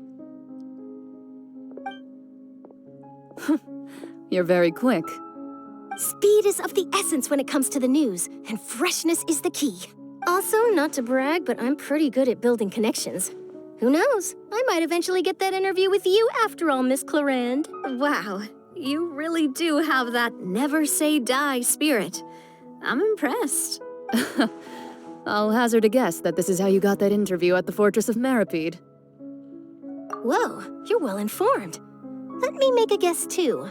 I asked Sigewinne, who told Monsieur Neuvillette, and he told you, right? That's a very complete information chain. In truth, all Monsieur Neuvillette asked me was, when did the fortress become so friendly towards the media? I told him that it was best not to speak too soon. There's no guarantee that Wriothesley will make a personal appearance. You're right. I've got to treasure every moment I have with them. In which case, I'll be making a move first. Stay safe now. And tell me if you hear anything interesting. I'll treat you to afternoon tea in exchange.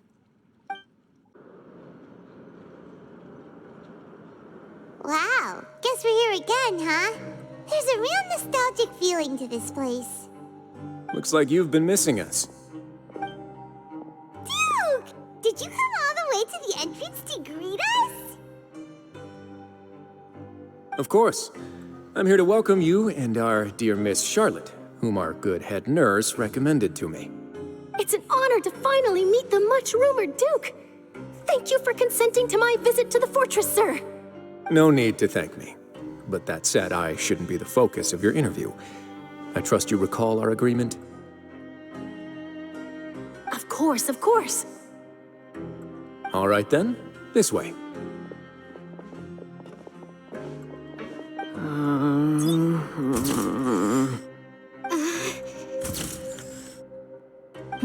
Hey, no need to be so nervous. I've already taken all the photos we need. Miss Charlotte. It would seem that Miss Lorvine doesn't want her fate. Sir, please don't say things like that. But it looks like dear Mr. Jurier denies it. Might this interview be very important to you then? No, I just... This is my first time being interviewed, and I'm very thankful to the Steambird for... Now, I might not look it, but I actually did meet Mr. Edwin once, the boat that brought about a miracle. Still, if I might ask, where's that flying ship now? Huh! Looks like Charlotte's trying to get herself another exclusive scoop. I have to apologize, but that ship is presently in the bowels of our factory. Really? Well, then in that case, could I have an interview with you to make up for that loss?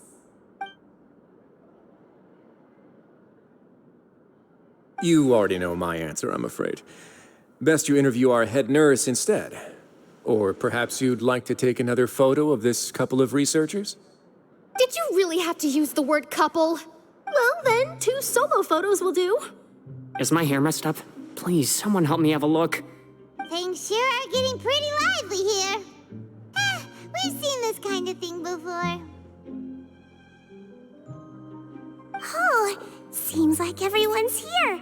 Would any of you like to try this new drink I came up with? Ah, Sigewinne. Hey, Miss Charlotte. Why don't you, take some pretty photos of our head nurse? Sure. Come on, Miss Sigewinne. Over this way. Let's find a brighter spot. Huh? Sure. Do I have to smile? So, how have things been at the fortress? Same old, as you can see.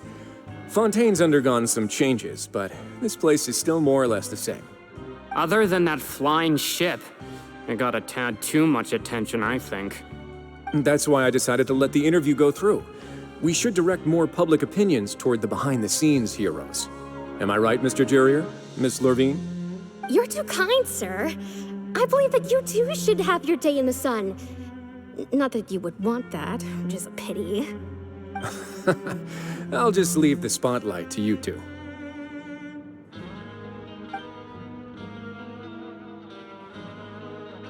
I see. Lots of things happened that day, huh? Anyway, regarding that Harbinger, I'm not sure you remember, but his 3 young followers are still waiting for his return. He sure did win them over, huh? I'll tell them that there's good news and bad news. The good being that their boss seems fine, and the bad being that they must face extended sentences for abetting his escape. Oh, actually, what about you? Are things gonna change for you too? What change can there be? The fortress will keep chugging along, and so will my duties. As to what Miss Furina's departure will mean for the nation, and if our laws and governance will be transformed, we'll leave those to the folks in the overworld. Hey everyone, the photo shoot's done. Good. In that case, let's call it a day here. Thanks for your cooperation. Come on, Traveler, let's go. Till next time, everyone. There'll be a next time? Maybe. Who knows? I might write a story about the underwater factory next time. Until then. All right, last stop, the docks.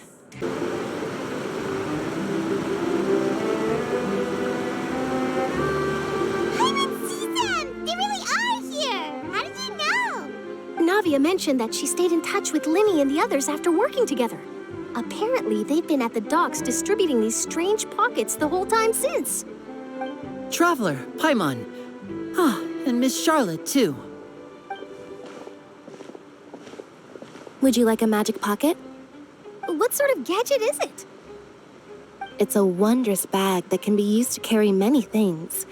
The water level has returned to normal, but if you see any of your things floating around, you can use this to carry them. Or you could trick a friend into doing it for you. Trick a friend? I wonder which of my friends would fall for that. You could just make a friend like Fremine here. Isn't that right, Fremine? Is this what you meant by, I'll help you make some more friends? To be honest, that sounds pretty sweet. Could I have your contact, please? Sure. Please, write down my address. Lynette sure is working hard to help Fremine socialize. He was the one who proposed doing this. He even wants to assist in our magic shows. Yes, I was planning to first introduce Pear as an assistant, and later Fremine himself. In the future, I think we can leave underwater escape magic to him too. That said, would anyone want to see a diver escape underwater? Oh, it'll work out. Every journey begins with the first step. He'll become a part of our show eventually. Lynette, could you come over? Miss Charlotte says she wants to take a picture of us. Got it. My, that Charlotte is rather perceptive. She got rid of everyone the moment she realized I had something to say to you. So, how have things been, Traveler? Father says that you did a great deal during the latest events. She's very grateful for your contributions to Fontaine. That's all right. We were more than happy to help. So, what's she doing now? Oh, I guess you haven't heard. Well, after Lady Furina left, Father and Monsieur Neuvillette opened negotiations, during which he gave Fontaine's gnosis to her as a diplomatic gift. A diplomatic gift? A gnosis? Yes, I was quite surprised at first myself. But when I thought it over, there were actually a number of things going for it. It could have been done as an apology for the incident with Lord Child, or as thanks for his help in tying the all-devouring narwhal down. Furthermore, Father did also lend significant aid to Fontaine and Poisson. Well, that's true, but this is a gnosis we're talking about. Doesn't this seem a bit irresponsible? I would agree, but I've also heard that it seems that Monsieur Neuvillette has had a significant change of heart regarding the matter.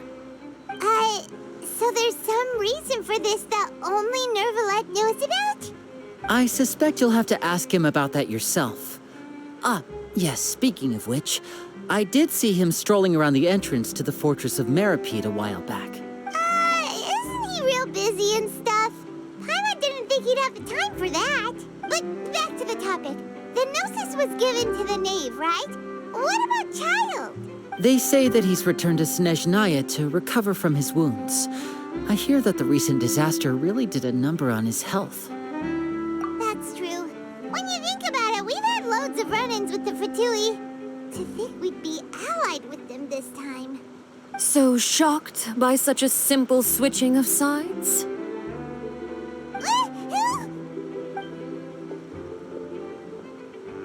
Father! Well, what do you know? Come to the docks to see how my children are doing and meet the Traveler by chance. Please do not pay my accomplishments in Fontaine too much mind. I would have done them regardless. Are you going to take the Gnosis back to Snezhnaya? That is our duty as harbingers, yes. Don't be too preoccupied with sides. The goal of the Fatui concerns not a single place or person, but the entire world. With such a grand goal in mind, it is inevitable that we must wear many masks. Switching my masks is something I've always done. Well, that depends on many things. No one truly knows what the future holds. What good is honesty if you can't rely on it forever? As for you, I very much look forward to our next collaboration. Good things cannot be achieved alone, and you've proved yourselves to be great partners. A vision? All right. I'll remember to return it. Thank you for keeping it safe for him this entire time. And that's a wrap for me. Huh? You're... Greetings, Miss Journalist. Hello. If I'm not mistaken, there are diplomatic channels I'll need to report to take a photo of you. That is correct. So forgive me, but I will not be able to serve as a subject in your article. However, feel free to write as much as you'd like about our dear magicians and our upcoming rookie talent. I will. The sea breeze is quite pleasant. I shall continue my walk while the weather remains so agreeable. Farewell. Farewell, Father. Oh, she has such an intimidating presence. I didn't even dare to take a picture. Thankfully, I've already wrapped up all my pre-scheduled interviews. Thank you all. This'll be more than enough for me to write about, I'm sure. Don't be too nervous. Why don't you take a magic pocket before you go? Here, Traveler, Paimon, you take one too. To move things about? That's right. Funny. I was giving out magic pockets when we first met too. And what do you know? I'm doing the exact same thing right now.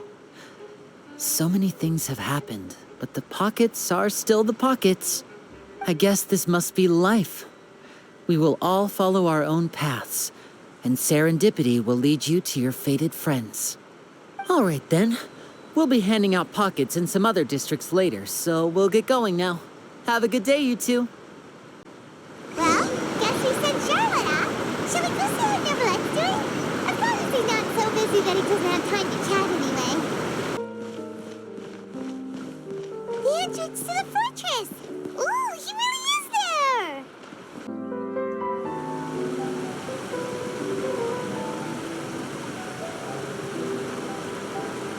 So, you really are here, Neverlette! Paimon didn't think you were going to have free time this hour of the day. Really? Oh, I suppose you must have met Mr. Linney. He took the time to greet me earlier when he passed this way. In any case, you came at a good time. I was just considering reaching out to you to set up a meeting, so I may explain some things that I haven't had the time to before. Aw, Paimon's glad that you remembered. Thank you for keeping us on your mind, what with you being busy and all. All right, let's have it then. How was Fontaine actually saved? The whole business is still quite the mystery to us.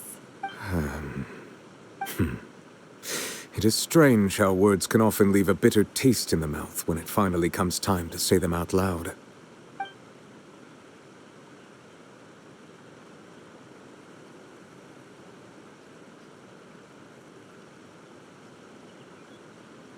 Whoa. So that's what happened?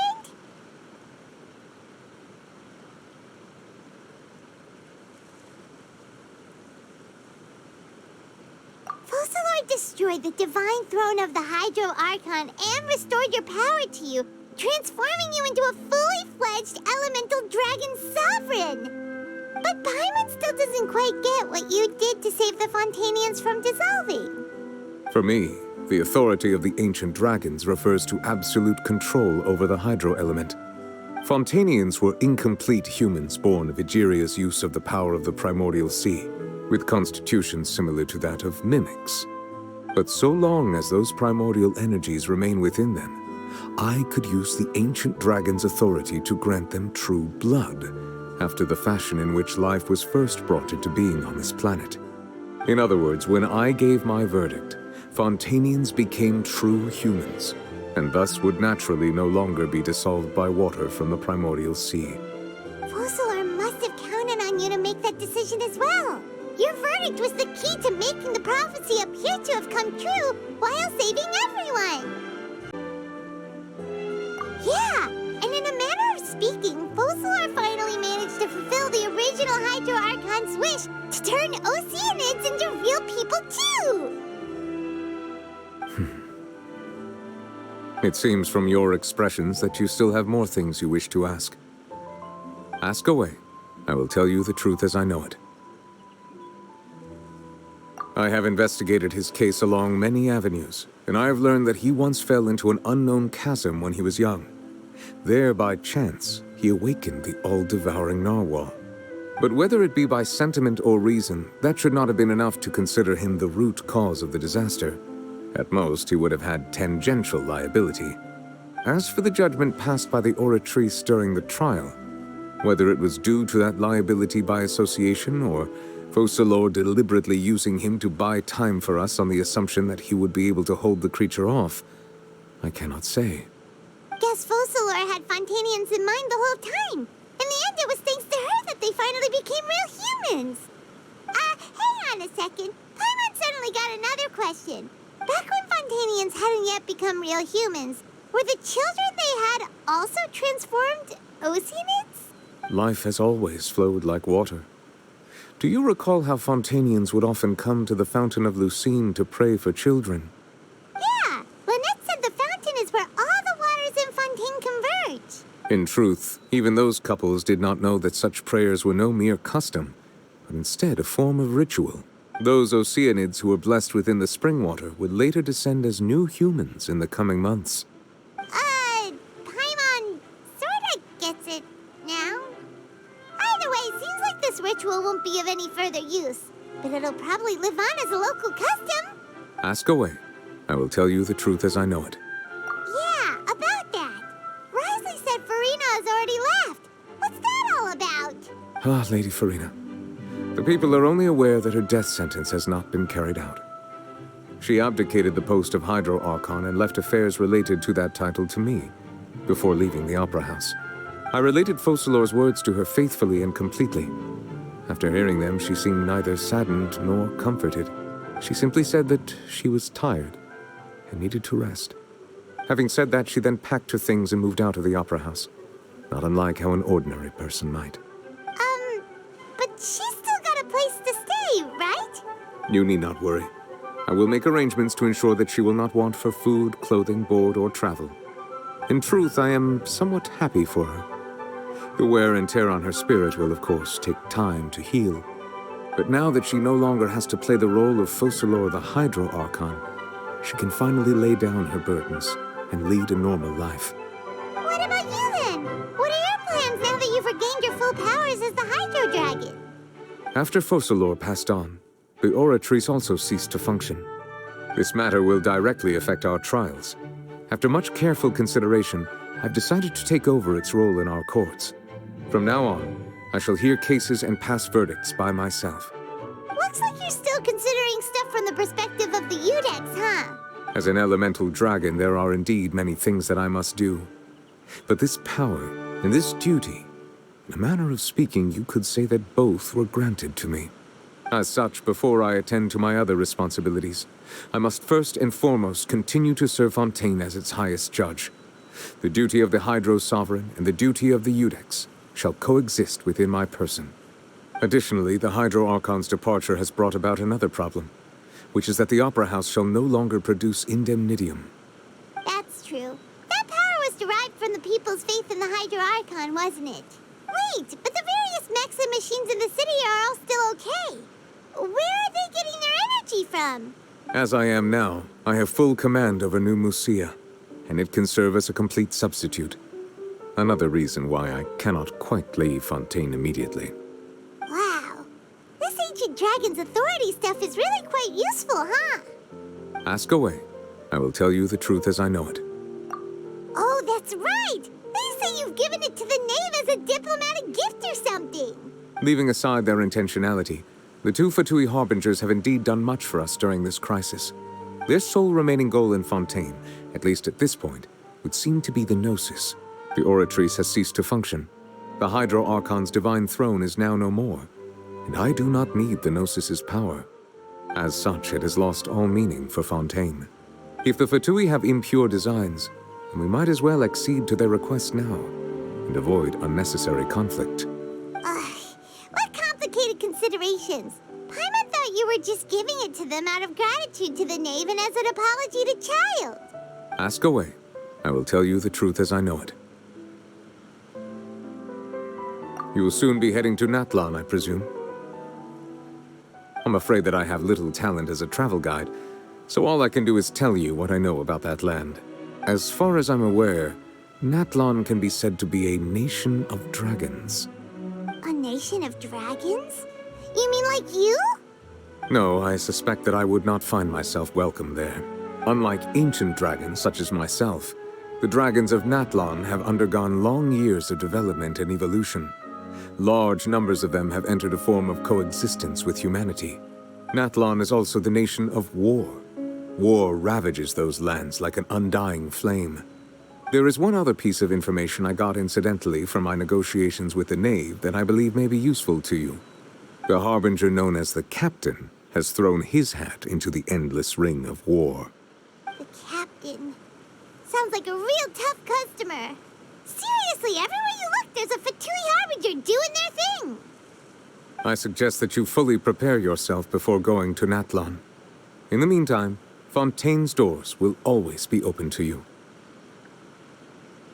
Ask away. I will tell you the truth as I know it.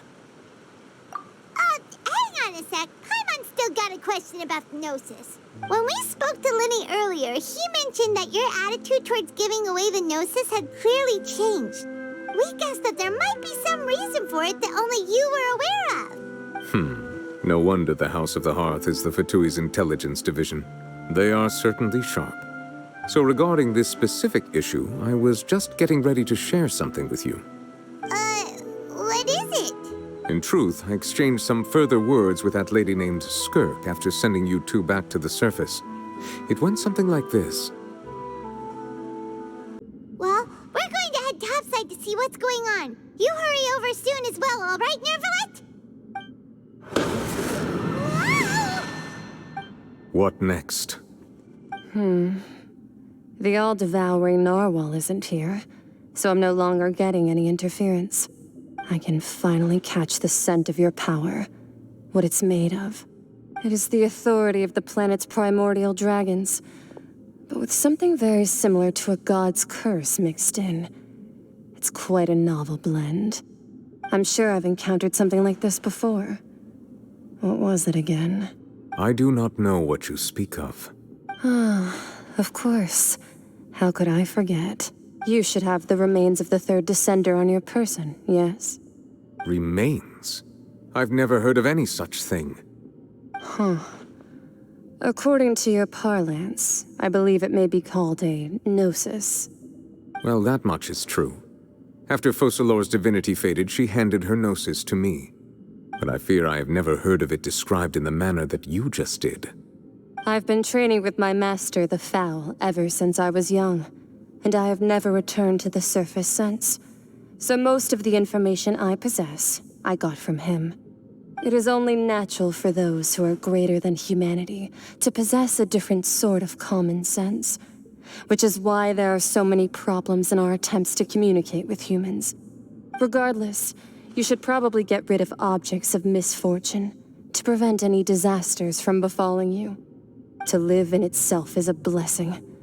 But once a person dies, the bonds he once had with this world shall all turn to curses. What do you mean by that? No need to fret. These are just my personal thoughts, and my reason for no longer wishing to return to the surface. This third descender you refer to, who are they? And when did they die? Master never mentioned them to me. Perhaps it just wasn't that important for me to know. If you're interested, though, I could ask him. I'll be sure to pass the answer on to you next time. Next time? You believe we will meet again? I do. Wait. I have a disciple of my own, don't I? He can be the messenger then.